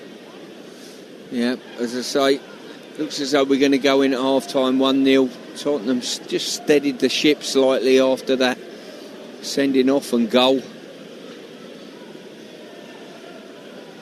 Well, they need to maybe be a little bit more conservative, don't they, and just make sure that they don't give anything else away and try and stay in this game for as long as possible, because a second goal for Manchester United, I don't think there'll be the comeback that Tottenham Hotspur managed to fashion last week against the other side of Manchester when we were down at the city of the Tottenham Hotspur Stadium. Yeah, without a doubt. Just looking at that Tottenham Hotspur travelling support, who have, obviously had a tough season, really. They've hardly won any football matches. Looking for a first win of 2026 in the Premier League. Their Premier League wins have been few and far between. Their home wins even fewer and even further and farther between. And now they're seeing their team down to 10 players. Their captain dismissed after half an hour and trailing by a goal to nil. Here on the left-hand side is Udogie. Takes the ball down, travels infield, moves up towards the left edge of the area. It's cut back towards Simons, cut out by Casemiro, and it goes out of play and away for a throw-in. Sarr into Simons, then back to Van der Ven. Van der Ven into Pap Sarr once more. And Paulinho guides it all the way back to Van der Ven, who finds Radu Dragusin. Manchester United now in a position where it feels as if they will want to go on and kill the game. And I think that will be the message, won't it, from Michael Carrick at half-time? Yeah, next goal's vital for us, will be the words coming out of his mouth. He'll be pleased with what he's seen so far. They've created reasonable chances. They've got their nose in front. Man advantage. But it's the next goal that he'll be craving. Mainu. It's Luke Shaw over on the far side. Plays the ball infield to Mainu. Mainu back to Martinez. Then on to Maguire, who was under pressure and just had to kick the ball away because the closing down of Simons was effective on halfway. It goes back infield to Lisandro Martinez, and that's the last act of the first half. And Manchester United lead at the break, and Michael Carrick's perfect start is looking like it's going to continue. The goal from Brian Mbeumo has given United the advantage against the Tottenham side, who came here having caused damage at Old Trafford recently, but maybe inflicted their own damage today. Christian Romero sent off after half an hour. They were second best against City last week in the first half and turned up in the second. Will the same happen this afternoon? At half-time, Manchester United lead against 10-man Tottenham by a 0-0. Well, he was the headline maker midweek. He's the headline maker again today. Christian Romero is part of the reason that Tottenham trail by a 0-0, but actually Tottenham very much the architects of their own downfall in this game. Manchester United have been scintillating to watch, that is for sure, and they lead by a 0-0. Christian Romero sent off on 29 minutes, a straight red card for that tackle on Casemiro. He did go and check on his opposition player to see how he was doing before he went away, but then that corner, well worked by Manchester United, a beaut to watch actually, and Mbeumo ultimately with the finish. And I'll tell you what I want to ask you, Stu, from a defender's point of view. Obviously you were a full-back, but the two centre-backs, and obviously one has now gone for Tottenham Hotspur, left this huge gaping hole for the majority of that first 45 minutes that Manchester United kept exploiting time and time and time again. And Mbeumo's goal came from the middle of the 18-yard box, where they'd had shots and players unmarked on repeat. Didn't learn from their mistakes. Nobody anywhere near Brian Mbeumo when he scored that. No, I've got to say, from United's point of view, Faye, it was a fantastically well-worked corner, but you would have still have expected certainly a Tottenham defender to get closer to him when he gets his strike away. He's taken it first time. I don't think he's got a massively keen contact on it. The position of the effort was very good, but Spurs will be disappointed with that, conceding from a set play.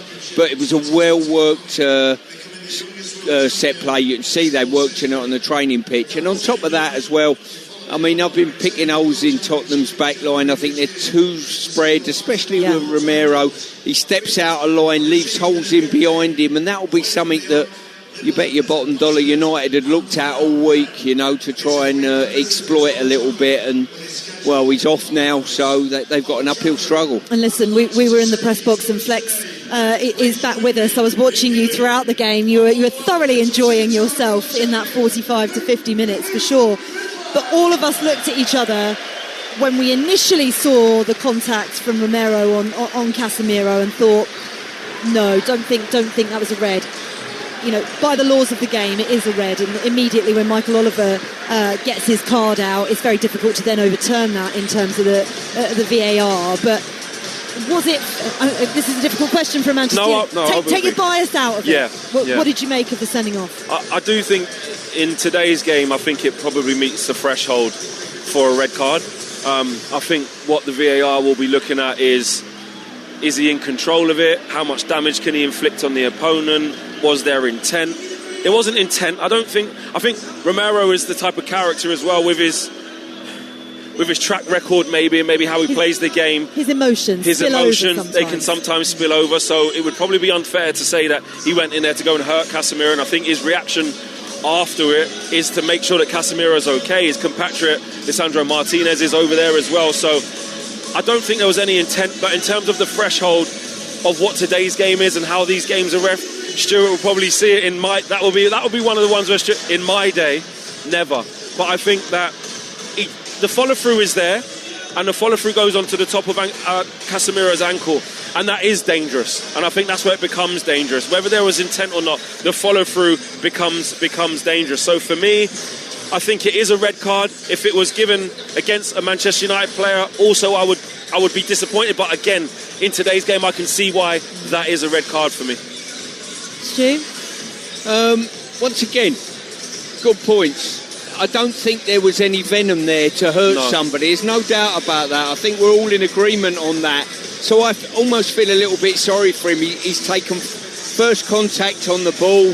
He's gone inside foot. His studs are down, but where does your foot go after you've had a swing and contacted the ball? You can't just stop stone dead with your follow through. But listen, It is the modern day game. If I was Ramiro, I'd be a little bit disappointed. It wasn't super high as well, Stu, was it? No, it kind of was low. just above the It was instep. almost on Casemiro's studs. Yeah. Do you know what I mean? Stud on stud almost. It's a red. It's a red card. I think it's a just red about card. got it right. What was really fascinating is obviously, we talked before the game kicked off about his comments, Christian Romero, about the board and criticising the ownership. And there had been a banner in the away end, apparently, saying Romero's right, the board are insert your own words. They were singing that as well. And I mean, I'm not sure whether they're going to be singing that now necessarily. But they've got less players again. Well, yeah, and this is the issue, right? So Spurs' next 4 fixtures, he's going to miss 4 games now. Newcastle at home, Arsenal away, Fulham away, Palace at home. Maybe that's why he said he needs to sign a few. He knew he was going to have 4 weeks off. Different level of illness, that one. But not that I would suggest that in the slightest. But on the balance of play, do you think United should be further up? They've looked by far the more comfortable even when they had 11 against 11. Yeah, I think on a balance of play, you could argue that Manchester United should be further ahead, but in terms of the chances created, I don't think there was any gilt-edged chances that Manchester United should have absolutely have scored. A shot from distance from Casemiro that stung the fingers of Vicario, another shot from distance that whistled past the post from Mateus Cunha.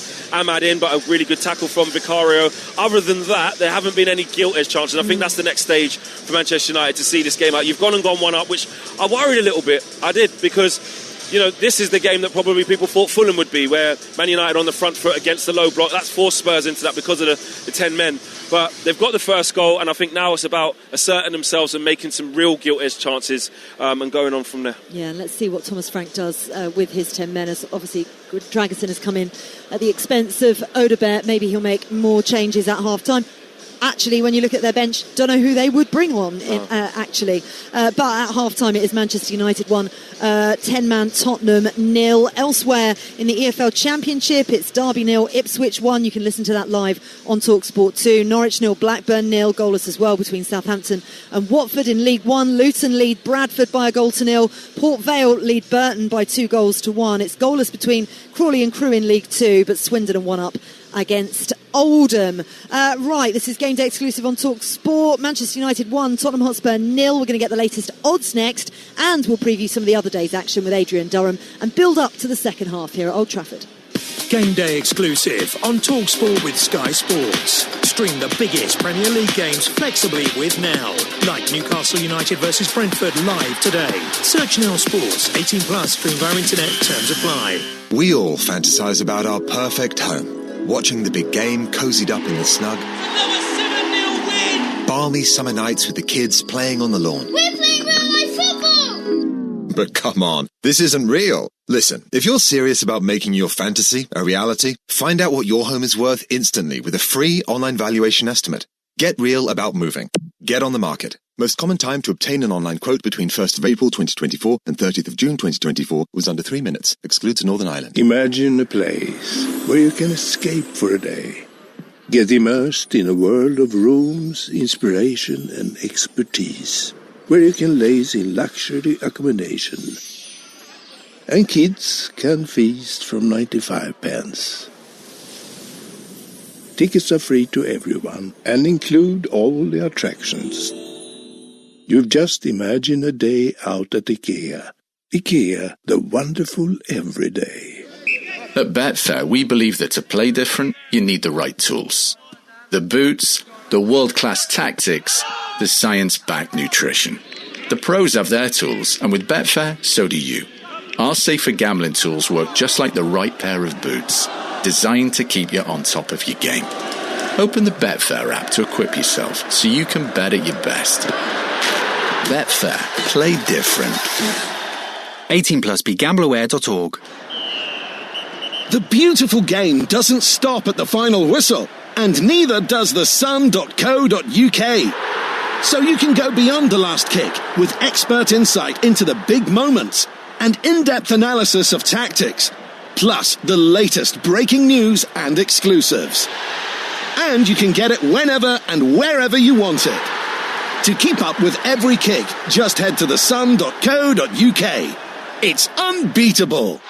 Incredible scenes here at the Village Hotel's Pub and Grill. Fans are taking their place in the fan zone with stadium-style seating, amazing views on huge screens, and we're underway.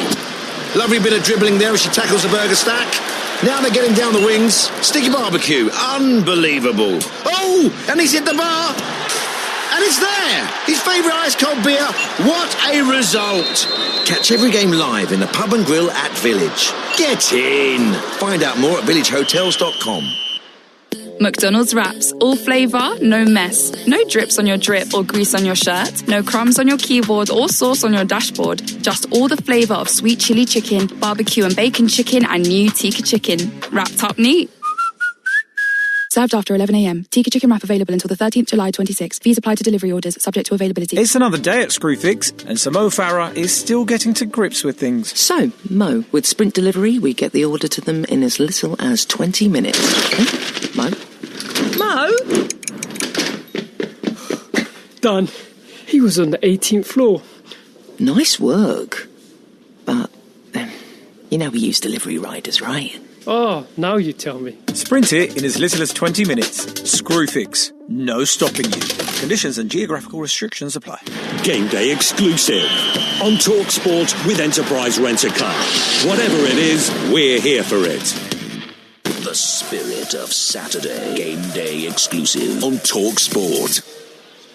This is Talksport, game day exclusive, coming to you live from Old Trafford. Faker Others with you. Manchester United leading Spurs by a 1-0, but Tottenham had their captain, Christian Romero, sent off after 29 minutes. A straight red card for a foul on Casemiro. He cannot stay out of the headlines this week for all the wrong reasons. Let's see what that's done to the odds and get the latest from Betfair, the official betting partner of Talksport's Premier League coverage. Odds update on Talksport with Betfair. Play in a different league this season with Safe Sub from Betfair. 18 plus, gambleaware.org. Listen, James Mackey, Sam Matterface slightly took his headphones off as Casemiro was sent off and went card. Because I did say to him, didn't I, leading into the game, he should have gone card rather than shot on target. So the charity bet has gone, but what else are the odds looking like with where we are right now? No, you did say it, Faye. Look, the less said about the charity bet, the better. We'll move on to the odds for a half-time. Look, it was setting up to be a brilliant game before Romero's red card, and now with United's goal, they head into the break as the 1-20 favourites to take all 3 points in the second half. Spurs, they have it all to do now, as they did against City last week at half-time, and they're now as big as 66-1 to come back and win the game with 10 men. The draw is priced at 12-1, and as long as it stays 1-0, there's a slim chance they can get something out of the game, but it's an uphill battle. But they did last week, didn't they, when they were 2-0 down? Looking at the player markets for United, all the forwards have been involved in that first half, especially Brian Mbeumo. We got the opening goal. He's now 7-5 to get a second any time in the second half. Bruno Fernandes has come close on a few occasions to getting on the score sheet. He's 21-10 to score any time in the second half. And Matthias Cunha was unlucky with that curling effort from outside the box, and he's 9-5 to score any time in the second half. For Spurs, well, that red card leaves them, like I said, with that uphill battle. But Solanke is the man in form and the player they'll be relying on to get back into the game. He's now as big as 13-2 to score any time in the game. And those markets have safe to attach them in the second half. And it was quite a feisty first half, wasn't it? Although we've already seen one red, could we see another? There's 2 players on yellow cards. Could we see another red card? Well, that's priced at 8-1, Faye. Brilliant stuff. Thank you very much, James. That odds update, all thanks to Betfair, returns accurate as of 10 minutes ago. For verification, see betfair.com. Over 18s only. Conditions apply. Go to gambleaware.org. Odds update on Talksport with Betfair. Play in a different league this season with Safe Sub from Betfair. 18 plus, gambleaware.org. Now, following us at 2:30, Adrian Durham's going to be taking you around the grounds with all the goals as they go in the Premier League and the EFL. He's based at Turf Moor for Burnley against West Ham, which is where we find him now. Afternoon, Aid. Good afternoon. That was a quiet first half, wasn't it? Yeah. Well, listen, the Manchester United players are out already, well ahead of time. Spurs players coming out. We're not due to kick off for another minute or so. I have no commentator next to me, so I'll have to keep this tight. But equally, I'm not a commentator, Aid. So tell us what we got coming up. Well, all the goals as they go in, we take you around the grounds as well. Full classified check at 5:15. And if you want something to do, check out yesterday's Talksport Daily, Fiery Fridays. As you know, Alex Crook said that Christian Romero's a liability. I was on there saying that Burnley just not serious about staying up this season. The word is if Burnley lose this, Scott Parker goes today, so we'll see if that's true. Wow, okie doke, thank you very much. Michael Oliver has the match ball in his hand and he's making his way, he's the last person out actually, making his way to the centre circle. We have live second half commentary here on Talksport between Manchester United and Spurs coming next in the company of Stuart Pearce and Sam Matterface. Well, Spurs haven't won any of their last 10 league games when behind at the break this term, and they're unbeaten when they are leading, but today they are behind once again. Manchester United will therefore be favourites to go on and complete a victory against a team that are also down to 10 players. They're attacking the goal away to our left at the start of the second half. They get us underway in red shirts, white shorts and black socks, and Tottenham Hotspur all in yellow with navy trim attacking the goal away to our right in this second half. Stuart Pearce, Michael Carrick coming out at half-time. He did an interview actually with the television company away to our left-hand side at the break, and he's now watching on as his team come forward with Ahmad on the edge of the area, flown in by Casemiro. On to Fernandes, who tries to nudge it into the path of Ahmad once again. It's away by a doggy, and then it's kicked clear towards the halfway line, and it's picked up by Harry Maguire. 1-0 to Manchester United.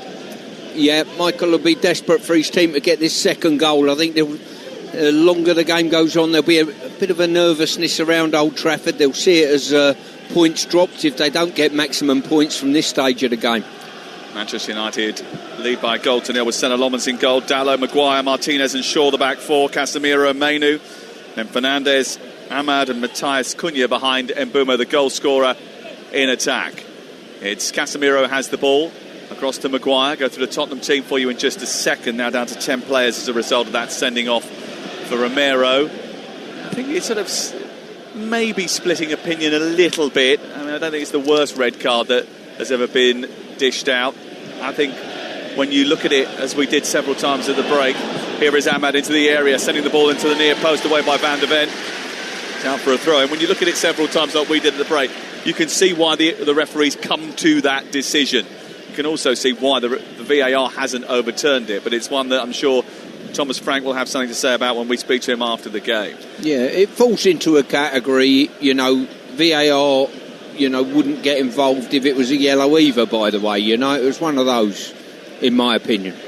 Here is Mbeumo, onto Martinez, clipping it over the top for War.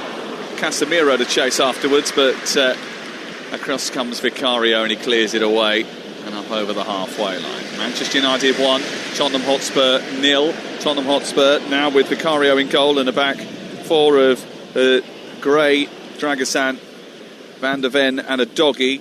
Sarr and Gallagher in the middle of the park with Simon supporting Solanke. Odegaard had to be withdrawn so that Radu Dragosan could come off the bench to supplement the defence in the absence of Christian Romero in that first half. Pap Sarr takes the ball on down the left-hand side. He runs, gallops up in towards the left wing position. And he collides with Diogo Dalot. The ball goes out of play and it's away for a free kick for Manchester United because Sarr adjudged to being a little bit too physical over on the far side. Michael Carrick has already equalled Amorim's best Premier League winning run with a third win in a row against Fulham. They haven't won successive Premier League games 4 times in a row since February 2024 when Erik ten Hag was still the gaffer. They are favourites to do that here today thanks to that Brian Mbeumo goal. Yeah, just a question for you here. How much has this upturn in United's performances and results got to do with Martinez being back fit, back in the side? He's been out for a long time, hasn't he? Yeah, I think it makes a massive difference. His sort of tigerish nature, his relentless, tenacious ability to chase the ball as Mbeumo combines with Casemiro inside the penalty area, tries to get it back to Casemiro. It comes to Bruno Fernandes instead. Now Luke Shaw towards the far post. Ahmad is there, he touches it home, but the offside flag is up. I just wonder actually whether Luke Shaw should have taken that shot on himself. It was in a similar position from which he scored the fastest ever goal at a European Championship final when he put England in front against Italy back in 2021. But he decided to pull it back through the penalty area and the offside flag went up very quickly against Ahmad. That's been checked and cleared. He was standing in an offside position. See, I don't think he pulled it back. I think that's an attempt at a shot. I may be wrong, But if that was me, I'd be putting my laces through that. He's used his side foot to make sure there's accuracy there, and it's almost pulled it back too far. And then Ahmad's got to get involved to tap it in the goal. So I'm not sure it's on target at that stage. No, it's not on target. Yeah, Shaw's got to shoot there with his laces for me. He did in the European Championship final, didn't he? And that was the sort of venom that he put behind the ball, which meant that England got the lead on that occasion. It was from a very similar position, actually. And on this occasion, he decided not to execute it in that manner, and it's still 1-0 to Manchester United, live on Talksport. Here is Mbeumo trying to turn again and move towards the edge of the area. The tackle from Conor Gallagher only nudges the ball back to Mainu. It's into Casemiro, back to Cunha. And then it's collected by Luke Shaw. And now Casemiro again, edge of the area, space to shoot. It bounces in front of Vicario. He had to be a little bit careful there as he gobbled the ball up into his midriff and manages to clear away. Thomas Frank using his arms to try and suggest that when they have the ball, the more attacking players should spread the pitch a bit more. But Tottenham Hotspur at the moment can't get out of their own half, Stuart. No, I've got to say, whenever sort of I had teams that went down to 10 men, I always like, even if I didn't have... I'll let you chat now. Solanke has picked the ball up and then nudged it away to Gallagher. Then on to Simon's far side, the left, as Tottenham Hotspur look at it. The attack has slowed because Manchester United have flexed back into position. You're about to say? Yeah, I was about to say, even when I've put teams out that have got 11 and we play one up front, whenever teams of mine that have gone down to 10 men, I always like to change things and go to 2 up front. So I always think that the ball just keeps coming back time and time again when you're a man down with just 1 up front. And I know there is that thing, fill the midfield up. I think what you've got to do is play a 4-3-2, get the 2 there. At least you've got an out ball to occupy the 2 centre halves, and it could give you a break every now and then.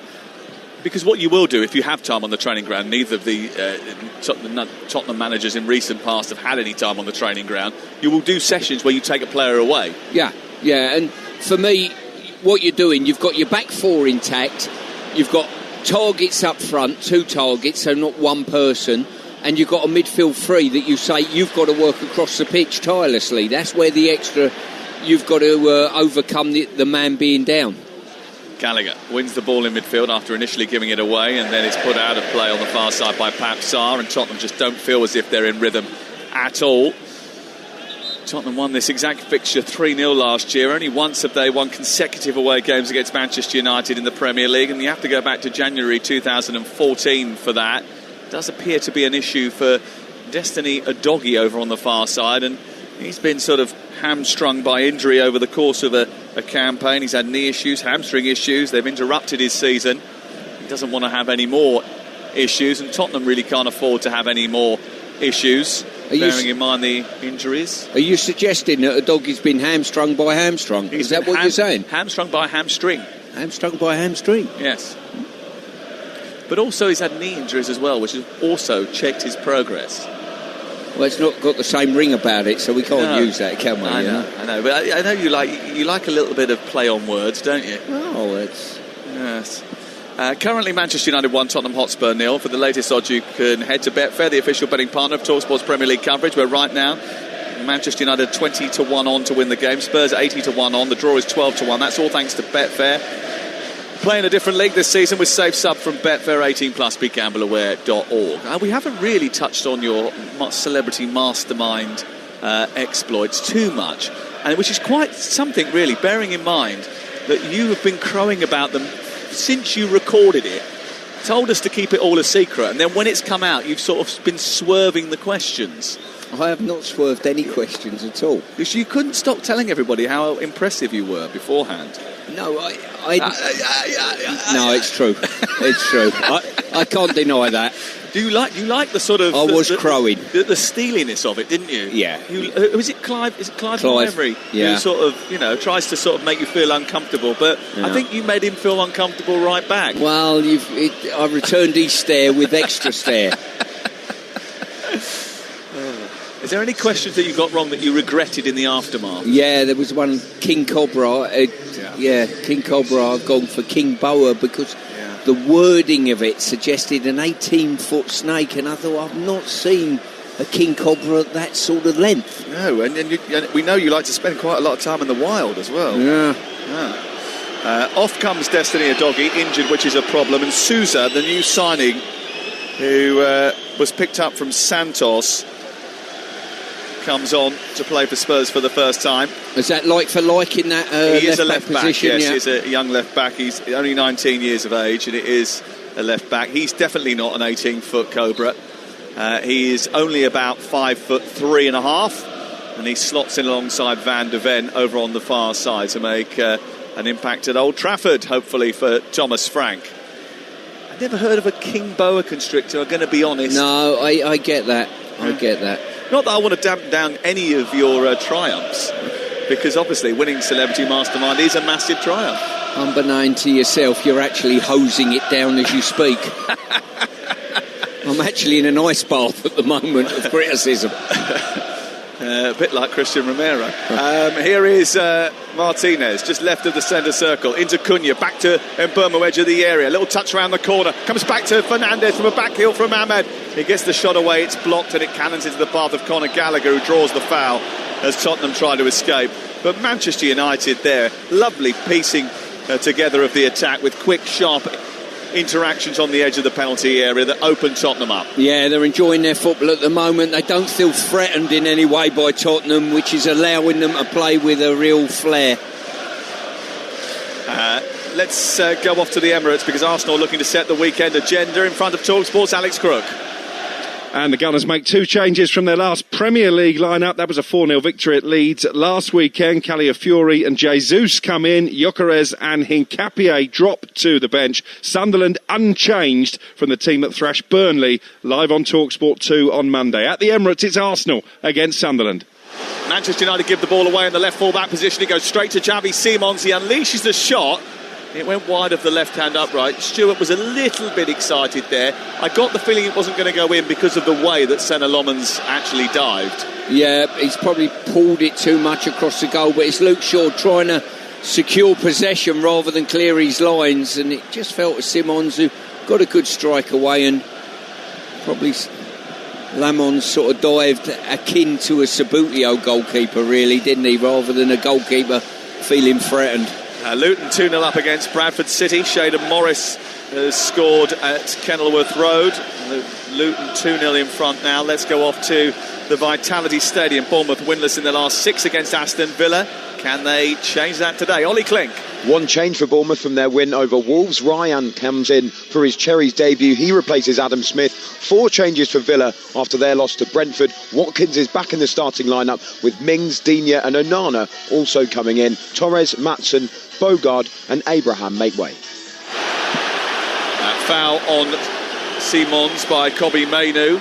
Referee gives a free kick as Manchester United break way down one end, and then Tottenham return the favour at the other. Simons is fouled, they win the free kick here. And look, for all of the fact that Manchester United have had a lot of possession at the start of the second half, they haven't put this game to bed yet. It's still only 1-0, and it only takes a spurious Spurs chance, and all of a sudden they're back in the game. Yeah, and I think certainly both managers will be acutely aware of that. Thomas Frank trying to arouse his troops. Good opportunity here, and Michael Carrick knows it.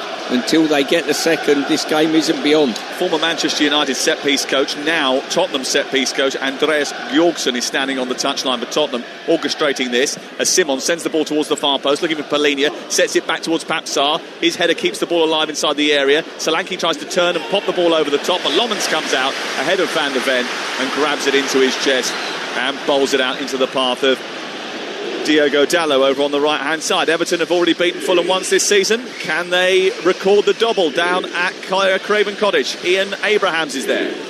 If they can, it'll be with one change. Mikalenko in for Branthwaite. One change for Fulham as well from their defeat at Old Trafford. Sessegnon for Robinson at left-back.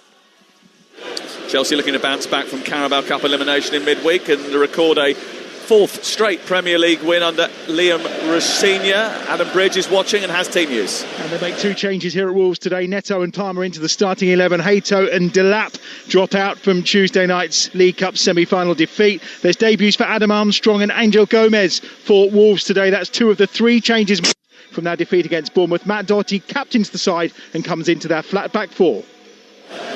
Brian Mbeumo has it for Manchester United over on the far side, with Manchester United leading by a goal to nil. Infield it goes to Luke Shaw, who's on the edge of the area, looking to pull the trigger. Left-footed shot straight down the middle of the goal, and it moved a little bit, and that outfoxed Vicario, and he had to thrust his arms into the sky and push it round the post and out for a corner kick.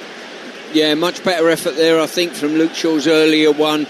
Just got it out of his feet. Probably took him an extra touch to get it out of his feet than he wanted. But when he saw a sight of goal, got a bit closer. Too straight eventually, and a good save by Vicario. Manchester United lead by a goal to nil against Tottenham Hotspur.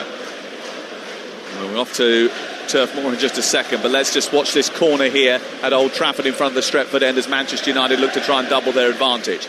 And Mbeumo to take the corner, left-footed. It's a high one, deep towards the far post, and there was a bit of wrestling going on. Maguire felt he was pulled to the ground there. The referee was right on scene and said no. Comes back to Dalot, stepped over by Shaw. Dallow's effort is repelled by Vicario.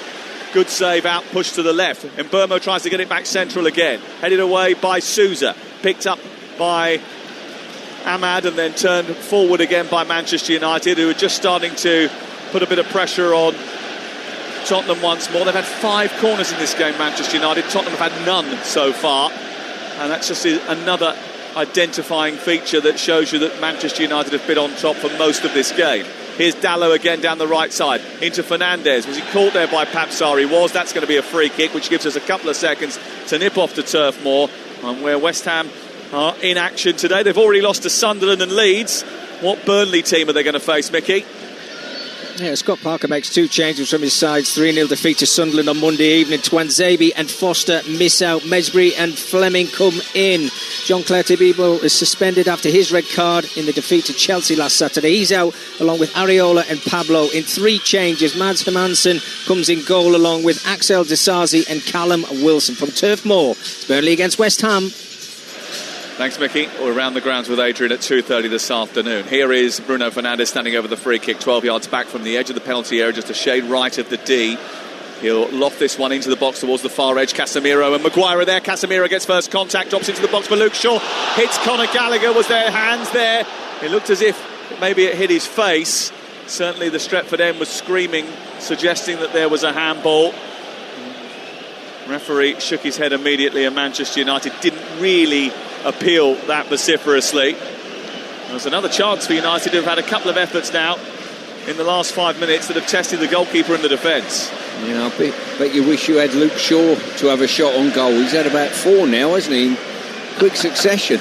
Yes, I had the guy that was sent off after half an hour. Here is Cunha moving up to the edge of the box. On to Luke Shaw once again. Infield it goes to Kobbie Mainoo. Mainoo to Martinez. Martinez down the side towards Cunha once more. Out to the left. Shaw with a chance to cross. He stops the ball, cuts back in instead, and goes towards the edge of the box for Casemiro, who looked to be fouled by Paulinho. Well, the referee says he got the ball. Maguire keeps it moving, plays it square. On towards Dalot, weaves away from Simons and then pokes it out to the wide right. A chance for Ahmad to get on the attack. Bruno Fernandes down the side of the penalty area. A Rabona cross into the centre, caught by Vicario. Well, it looked good from front of the Stretford end for Bruno Fernandes. A little bit of skill that only the best can pull off, and he certainly is one of those.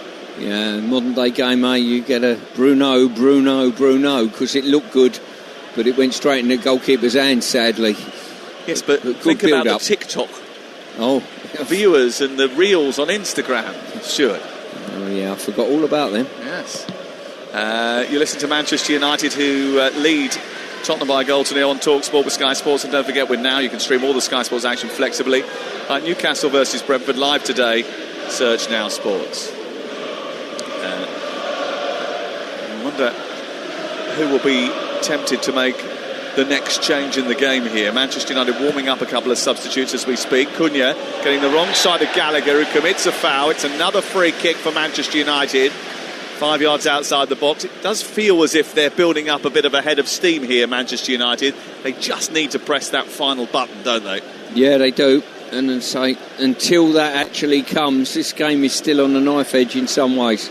Gives the Spurs fans away to our right a little bit of hope that it is only 1-0, even though they barely got out their own half in the second half of the game. 65 gone. Talksport. And Fernandez in his long sleeve red shirt, sizing one up. Vicario difficult to beat from this sort of range. So will he try and curl it to the back post and hope that Maguire can attack it? It's aimed low instead. It takes a deflection off the body of Shaw. It's then prodded away by Dragusin, and it goes out for a throw-in down by the corner flag away to our left-hand side. Yeah, he's just trying to... Fernandez there, just hoping that it got through the bodies and unsighted the goalkeeper. Manchester United having a good run in the WSL. They put another 3 points on the board today. They're going to be second in that table, having played a game more than Chelsea, but having a 4-point gap to Sonia Bonpastor's team. That game that started at 12 o'clock today has just finished. They've beaten Leicester by 2-0. The only goal in the Championship is the one at Ipswich in the 12:30 kickoffs over on Talksport 2. The own goal that's put Ipswich in front. Here it's 1-0 to Manchester United, and they're coming forward here with Ahmad, trying to poke it through to Bruno Fernandes on the edge of the area. It cannons off of the defender Van der Ven, and out for a throw-in level with the edge of the box. And it's taken quickly by Dalot, back to halfway. Harry Maguire has it now. Infield to Mainu, then it's on to Casemiro. Back to Martinez. Sarcastic chance of champions of Europe. We know what we are from the Tottenham fans. Of course, they beat Manchester United in the Europa League final in Bilbao. It seems a long time ago now. Thomas Frank was actually asked about the difference in levels of progress since that day. You're looking at Manchester United in the top four and Tottenham still in the bottom half of the table, and he said, it's not really like-for-like comparison. They're not playing European football. We are. They have fewer games. Here's Cunha around the corner, getting to the byline, pulling it back. Mbeumo is there. Took a deflection off of Pat Mate Sarr and goes into the arms of the goalkeeper down low to his right at the foot of the post. Yeah, United prodding, but no clear sighters as yet. Probably Luke Shaw has been gifted with probably 2 or 3 of the best chances this half at the moment. Yeah, his last goal, Luke Shaw, for Manchester United was January 2023 at Old Trafford here against Bournemouth. It's been a long time since he hit the back of the net. He hasn't obviously featured that much. Last season interrupted by injury, the season before similar. This season he's played every single match from the start in the Premier League.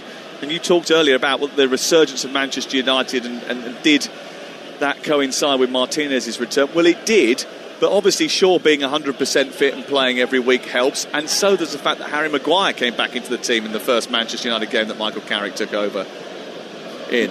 Yeah, and you would say certainly over the years that all of those individuals have been at the club. They've offered a real level of consistency, I think, in a United shirt. Yeah, and he knows them. He's worked with them before. He's been a coach at this club when they have been players, so they feel familiar in his company, and they. Vicario, poor kick out, won by Cunha, and it's gone to Bruno Fernandes, and now Ahmad inside the penalty area. Can he finish it off? He gives it to Cunha. He can, and Manchester United go to celebrate, but then the offside flag comes up and stops them from doing so. Well, I don't know who was offside in that circumstance. Whoever it was has made a major error, because they should not have been, because Tottenham was so badly set that, and after giving the ball away in the manner in which they did, Manchester United should have punished that. I wonder whether it was Bruno coming back from the initial press. Well, he's the only one I can think of, because no one else in the setup was. I'd be interested to have a look at this. Wouldn't be much in it, but not often you see the touch judges put their flag up before the ball hits the net, but that certainly was the case. Yeah, he's got it right. They don't often get it wrong. Yeah, Fernandes it was. It was just narrowly offside for Fernandes, and if he'd just been a little bit keener to get back on side in those circumstances, this game will be over. But it's not. Tottenham will take encouragement from that, having come back from 2 goals down against Manchester City last week. But in a circumstance this time around where they're playing with 1 fewer players after Christian Romero was sent off in the first half for a straight red card challenge. I think from United's point of view, I think if they get over the line today keeping a clean sheet, I think from the coaching staff's point of view, they'll be absolutely delighted with that, Yeah. The fact of, if they're going to climb the table and challenge the top 4 consistently, and as Flex mentioned earlier, potentially going for a second spot, they're going to have to keep clean sheets. It was something they didn't do for much of the first part of the season. Then one of the things that they have done this season is score goals that they really lacked in the last few years. Here's Sousa bounding forward for Tottenham, getting high up the pitch on the left-hand side. Intervention comes from Martinez as the cross goes in the middle towards Solanke. And then Paulinho with a two-footed tackle and a yellow card coming his way for an aggressive challenge on Kobbie Mainoo. Yeah, as I say, he's bounced through one challenge and then he's gone to ground, didn't put his feet up by the looks of things. But the referee went straight for the yellow. Well, Martinez plays the ball into midfield. It came to Casemiro. Yeah, did he go with both feet? Was that the problem? Well, that's the suggestion from the referee. Yeah, that was the suggestion from the referee. I thought it was. Ryan Brewster with a penalty for Derby to level the scoreline at home to Ipswich, 1-1. Live on Talksport 2. Yeah, we've just seen it. Here's Ahmad down the right-hand side, getting to the byline, getting into the penalty area and trying to pull it through the 6-yard box. It's stopped by Vicario and goes behind and out of play. You were just about to tell us about the replay you saw. Yeah, we've just seen a very, very similar. It's just the follow-through. The ball's won in the first place, the follow-through. I'm not sure what he can do to get his feet out the way of the challenge, and the referee was adamant it's a yellow card. Thomas Frank has been booked for his protest to the fourth official down in front of us, who is Sam Allison. So he's having a bad day as well. He's been booked.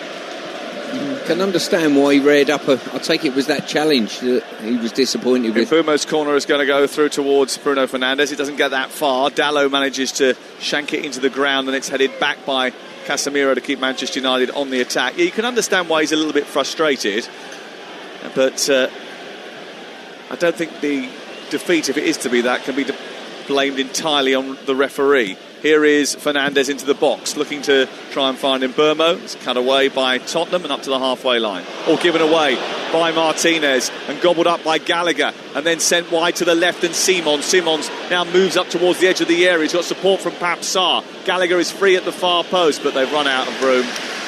And across goes Casemiro and puts the ball out of play. Stuart. Yeah, it's just I wouldn't say there's slowness. They never felt as though there was a threat, even when Martinez miscontrolled it a little bit.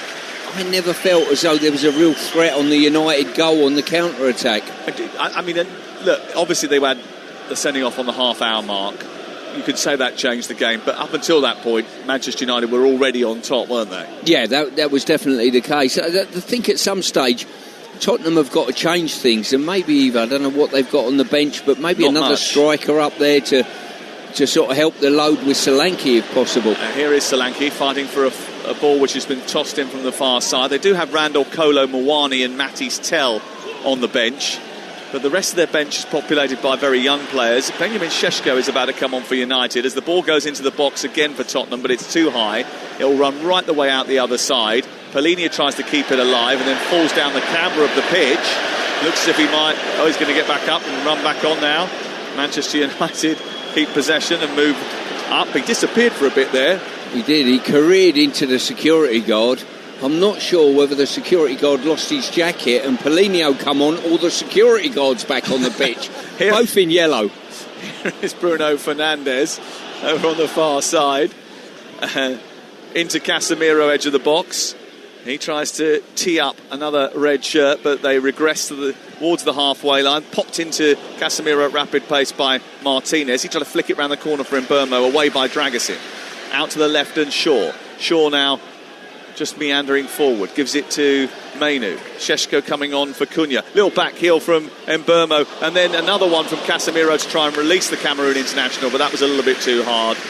And it goes off Mbeumo and into the arms of Vicario, and they'll clear it away. I think Manchester United may be guilty here of overplaying a little bit and not forcing the issue to get the second goal. And as much as they'll be happy with a 1-0 victory, they will feel a lot more comfortable if they get 2-0 in front. Oh, without a doubt. And I think, looking at Thomas Frank down there, I think he's ready in 3 subs to come on as well, Sam. So he thinks it's time to chase the game. Yves Bissouma, Mattis Tell, and I think that's Kolo Muani underneath that snood and balaclava. We'll find out in just a second.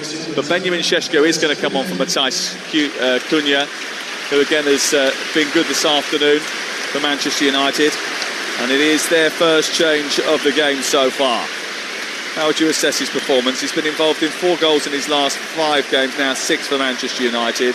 He's scored in 2 of the last 3 matches. He's started to just increase his output too. Yeah, a little bit of an understanding between him and Fernandes, both intelligent footballers, you know, and Mbuemo. So it will take a little while as well, and the more they play together, the more the understanding will come. They haven't quite made the change yet, but it will be Tel, Kolo Muani and Basuma who come on in just a few moments for the away side. Free kick away to our right-hand side, which is going to be taken by Xavi Simons, and he's attacking the goal in front of the scoreboard end, a right-footed ball towards the near post. It was Mickey van der Ven, by the way, that released the action. Sousa's got speed, but he's in a foot race here with Ahmad, and Ahmad couldn't get there. I mean, Sousa actually looks like a giant compared to Ahmad, so he also showed a great turn of foot to get there. Can't be that small then, Sousa. He did, he was very quick, but I've got to say the ball from Fernandes was excellent. Here is Sarr coming forward for Spurs at the other end. Back from Simons and then round the corner for Simons again. Harry Maguire will just allow that to run out of play. No. The ball went through his legs. Simons went down wanting a penalty. He's not going to get that. Ahmad has now sped the ball towards the far side, the right from Fernandes, and Fernandes has continued his run, and Sesko is lurking in the centre, and Radu Dragosan has just dived in at the right moment and intercepted that cross into the box, which was aimed towards Benjamin Šeško, and was cleared away by Tottenham. Taken down by Dalot. Space on the pitch now because Simons is out of the game too, and they're almost operating with just the 8 outfield players at the moment. He's now trotting back into position. Tottenham Hotspur under the cosh here, trailing by 1-0. We've played 76 minutes on Talksport. It's with Fernandes, then back to Kobbie Mainoo. It's 2-2 between Port Vale and Burton at the bottom of League One. Ipswich 2-1 up against Derby. Norwich have just scored twice in quick succession against managerless Blackburn. Slaven Bilic ruling himself out of taking that job overnight at Blackburn Rovers. Shaw into Kobbie Mainoo, down the left, and Bomo's going to get there first. He gets into the penalty area, to the byline, pulls it back towards Šeško. Across comes Sarr. In fact, there were 3 yellow shirts surrounding Benjamin Šeško. Such was the concern of his threat. Yeah, they're being very dogged at the moment, Spurs, trying to keep this to 1-0 at the moment. So, and will we have an impact from the free subs? They're not coming on before the corner for sure. Well, Basuma, Kolo Muani and Tel on for Polinia, Solanke and Gallagher is the call. It's quite significant changes and some big hitters going off as the rain continues to tumble down here. Looks a little bit misty here now at Old Trafford as we go past 2 o'clock. The ball into the near post is a poor one, actually, from Bruno Fernandes. Dalot, though, has swung it back towards his captain. He might get a second bite of the cherry here. He has it right side, threatens the cross, then waits, then gets the room to play a lovely little dink ball down the left side to Ahmad. A little trick by him to set the ball back to Martinez. And again, they've gone backwards rather than forwards. And there's just a little bit of frustration because Manchester United don't want to get into a situation like they did last week where they thought the game was won and then it wasn't all of a sudden. They were 2-0 up against Fulham, then it was 2-2. Here is Mainoo down the left-hand side. They won it in the end with a last-minute goal from Benjamin Šeško. Casemiro, Fernandes, room to shoot from distance. He does shoot, but it's too close to the goalkeeper and it's gobbled up by Vicario. It was straight down his throat from 25 yards. Yeah, decent shot from distance, but too straight. And Spurs in possession and moving forward.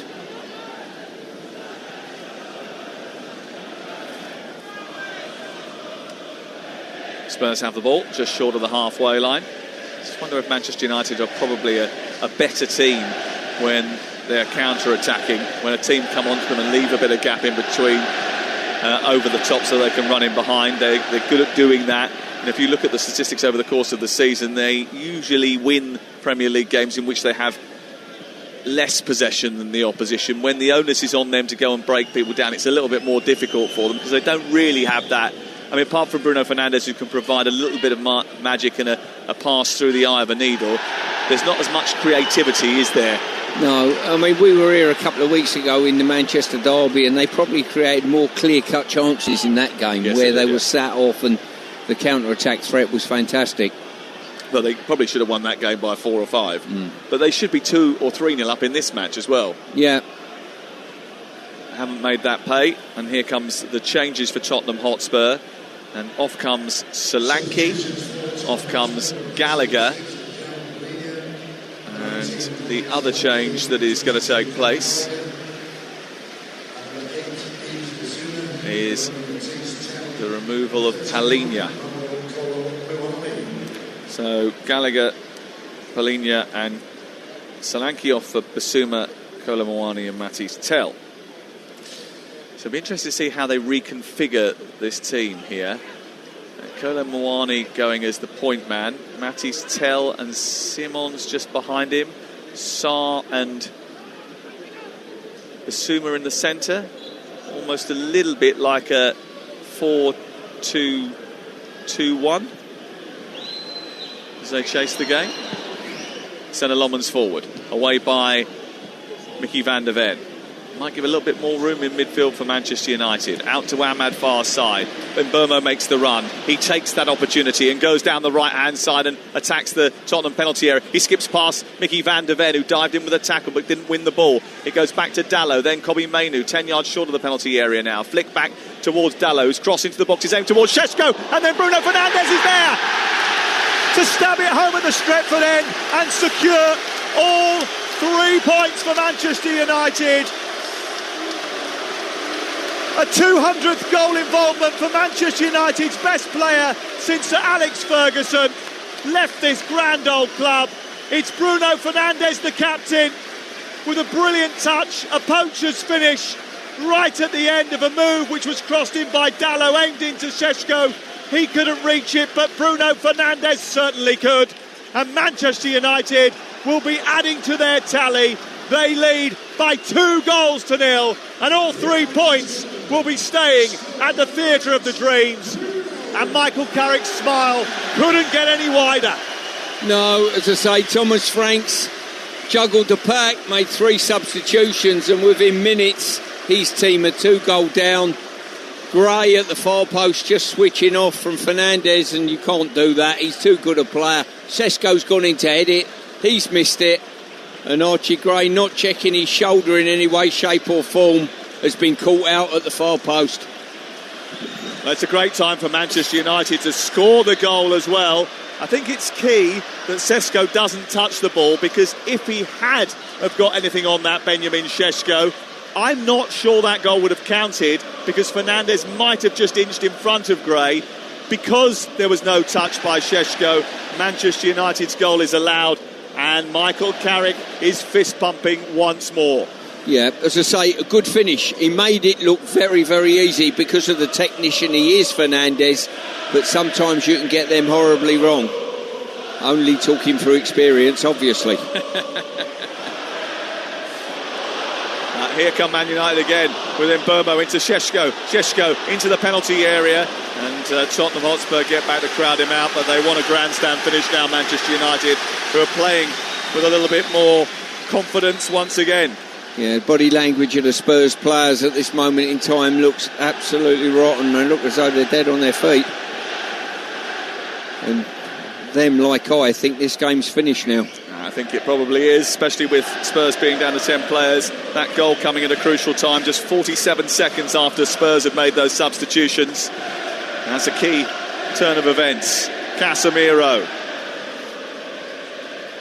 On to Luke Shaw on the left-hand side for Manchester United, who now lead by 2-0. And then it's into Mainoo trying to flick it back towards Bruno Fernandes, and he tried to just play it back into the centre of the penalty box, when really, should he have not gone for goal? 100%. I think we've seen Luke Shaw passing in shooting areas. Same again with Fernandes there. It's on his right foot. He's opened his body up and he's tried to pull it back, shape it into the far corner. Well, he has 1 goal today. 200 goal involvements for Manchester United. He is a sensational influence on this team, no matter what anybody says. And here he is again, twisting and turning and trying to get away from Xavi Simons. He wanted a free kick there. He's not going to get it. And the ball is cleared by Archie Gray, and it goes upfield. Luton 2, Bradford 0 in League 1. Port Vale 2, Burton 2. They're coming to the end there. Crewe leading away at Crawley. Swindon 2 up against Oldham in the Championship. 2-1 Ipswich lead on Talksport 2. Norwich are 2-0 up against Blackburn as they continue their resurgence and pull away from relegation. Southampton lead Watford by a goal to 0. Southampton in the bottom half of the table. Watford hoping to get into the top 6. They lost their manager recently, didn't they? Javi Grazia resigning. Here is Kobbie Mainoo. Manchester United changed their manager. They're going to win 4 in 4 for the first time in the Premier League in 2 years. Joshua Zirkzee about to come on. Mainoo coming forward now, trickling down the left side. He's being held up by Kolo Muani, but he managed to evade the challenge. He then gets the ball back from Bruno Fernandes, who elegantly lifts the ball over the top of Archie Gray's head. Mainoo finds Casemiro. They try to get the return into Luke Shaw, and Tottenham Hotspur just hanging on for dear life now. Down in by the corner flag, Casemiro wins it back. Kobbie Mainoo's got it right edge of the area. He's crossed into the box, goes towards Ahmad. He knocks it down towards Mbeumo. It's over the top of the bar. Well, it just sat up in front of Mbeumo, which meant he couldn't quite keep control of the finish. It ended up going well wide of the upright, and it's out for a goal kick away to our left. And 3 substitutions about to take place for Manchester United, with Ugarte, Zirkzee and Mazraoui coming on. Yeah, great little set by Ahmad at the far post there. It's fantastic to see someone taking care of a pass to a teammate. Yes, it took a slight bobble in front of Mbeumo, but I think from Ahmad's situation there, he couldn't have done much better than that to put one on a plate for him. Well, that'll be the last act for Mbeumo, who has his customary goal against Tottenham Hotspur, 2 in November and 1 here today. It's definitely a Manchester United throw on the near side. Luke Shaw played against Archie Gray, who's shaking his head. I think he knows the disappointment that his team are going to face, but also knows his role in not checking for Bruno Fernandes' presence just a moment ago. But he's being asked to do things that maybe he shouldn't be. At his tender years, Archie Gray, 19, and playing as a central midfielder 1 week, a right wing back another week, a central defender another, and then at right back today. He's constantly been moved around the whole of the Tottenham Hotspur team. Luke Shaw coming off, and Casemiro coming off as well. And once again, he gets a very good response from the crowd here. Casemiro, they call him, because without him, they have tended to wilt. With him, they hardly ever concede goals, and his aggression with which he slapped hands with his manager, grabbed him, pulled him in. It means so much to him that Manchester United finished this season strong. It means so much to this Manchester United crowd that they do. Yeah, it certainly is. I mean, the last 2 times I've been here, he's walked off like it's been his testimonial, isn't it? You know, it's incredible. Credit to him for it. What a player. Yeah. Well, Manchester United made their changes now. As 4 of them have been made. Casemiro, the latest to go off. Shaw and Mbeumo also going with him. And United lead by 2-0. And this will put them nicely in the top 4 of the Premier League, going into a weekend where there are winnable games for Chelsea, who are just behind them, and Liverpool are at home, although it be it against Manchester City. Aston Villa, they'll be keenly looking at how they get on this weekend. Yeah, and we're covering the game on Tuesday night, West Ham versus Manchester United. United will be going down there thinking, well, if we keep doing what we're doing, there could be an opportunity for another 3 points. Absolutely. We're doing all 10 games, actually, from the midweek round of matches. And remember, Jeff Stelling and Ali McCoy's back on breakfast at 6 a.m. on Monday morning. You're listening to Manchester United 2, Tottenham 0 on Talksport with Enterprise Rent-A-Car. Here for it, book now at enterprise.co.uk. Here's Fernandes, allowing the ball to run through to Mazraoui. On the near side, the United left. He gets into the penalty area. He's got support from Bruno Fernandes.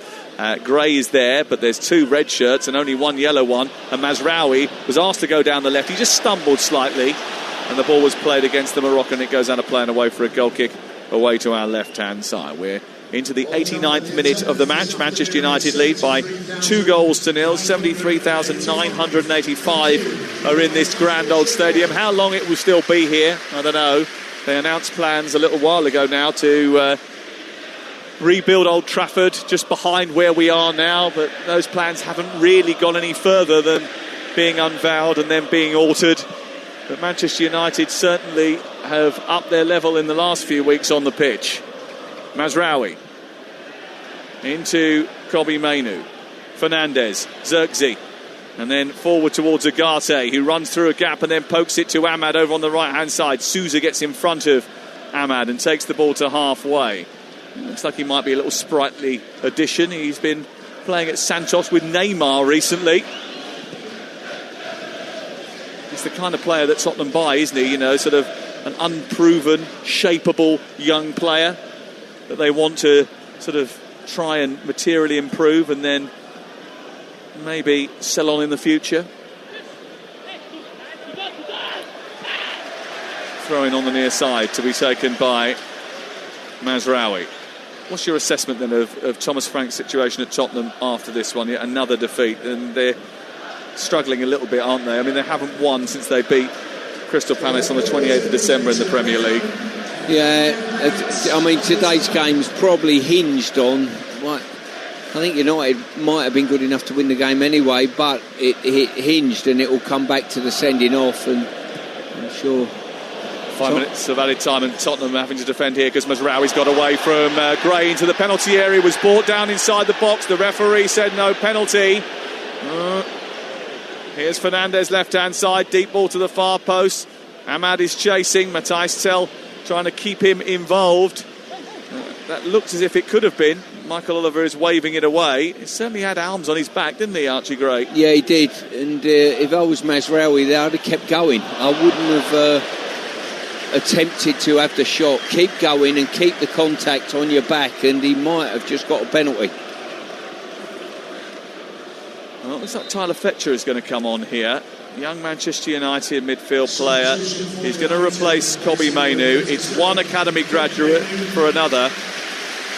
The son of Darren Fletcher. We've had Jack Fletcher play a game in the Premier League or two earlier in the last few weeks at the end of the Ruben Amorim reign.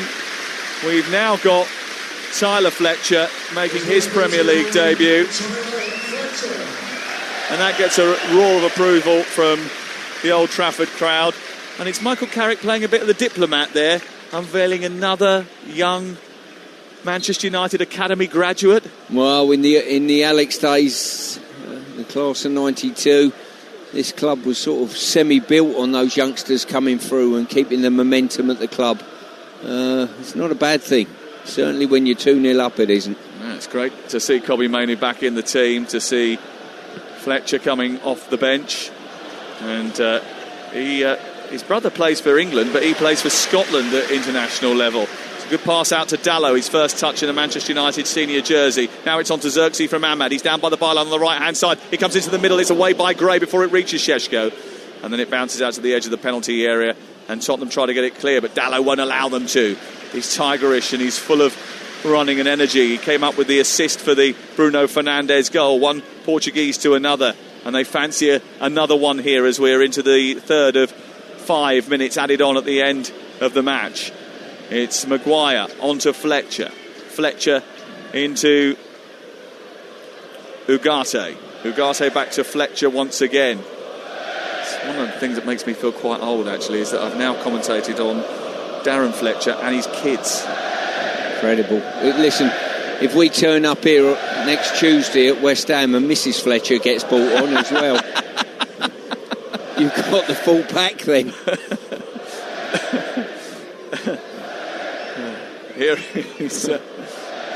Here is Martinez inside the centre circle. Manchester United last won 4 in a row in February 2024 under Erik ten Hag. It's going to be 8 games unbeaten for Manchester United in the Premier League. And it looks as if Martinez has got a little bit of an issue. He's stretching that out. He's had a free kick given in his favour, and he's going to play it forward now. Leading by 2-0 in stoppage time at the end of the 90. Fabulous win over Manchester City. A good win down at Arsenal. Brilliant win down at Arsenal. A late comeback after being pegged back to 2-2 against Fulham here a week ago.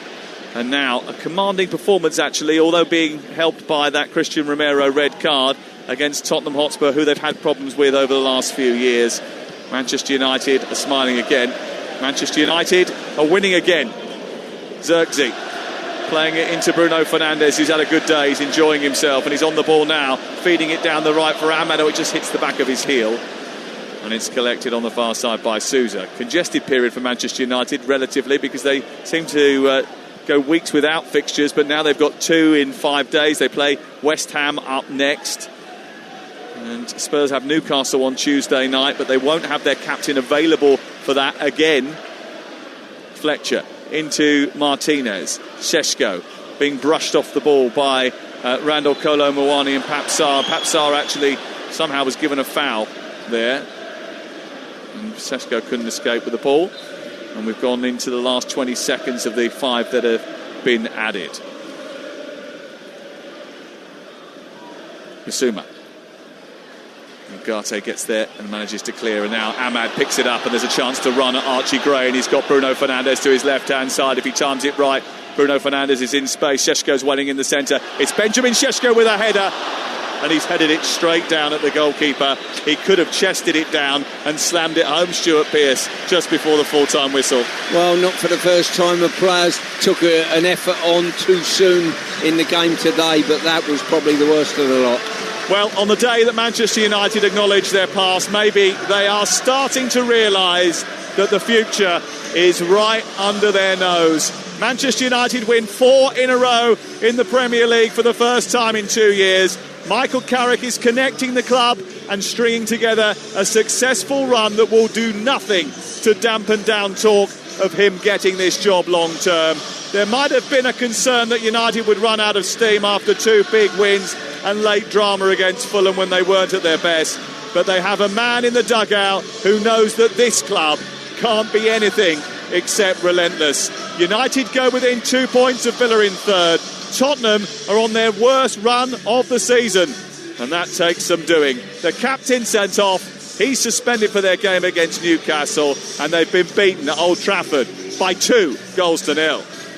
Well, smiles all round here at Old Trafford.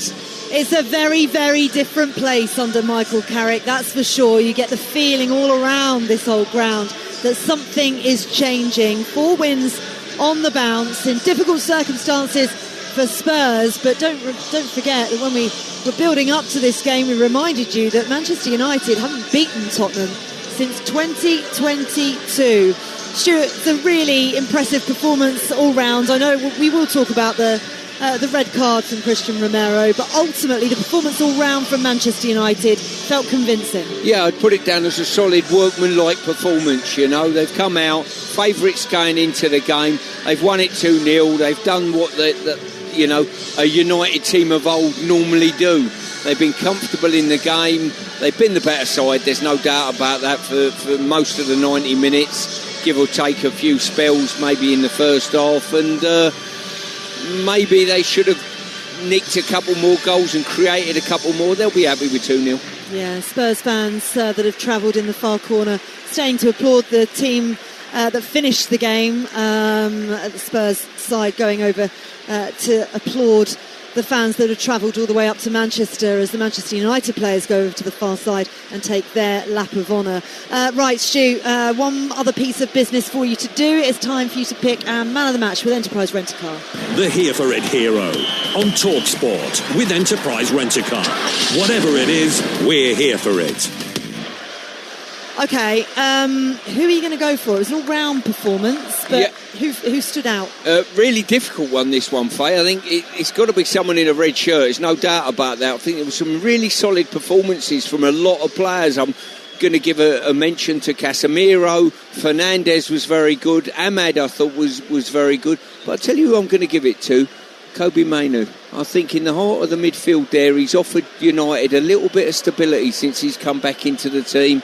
Him alongside Casemiro, you know, he went under the radar, doesn't do eye-catching stuff, but I think he played his part in that victory today.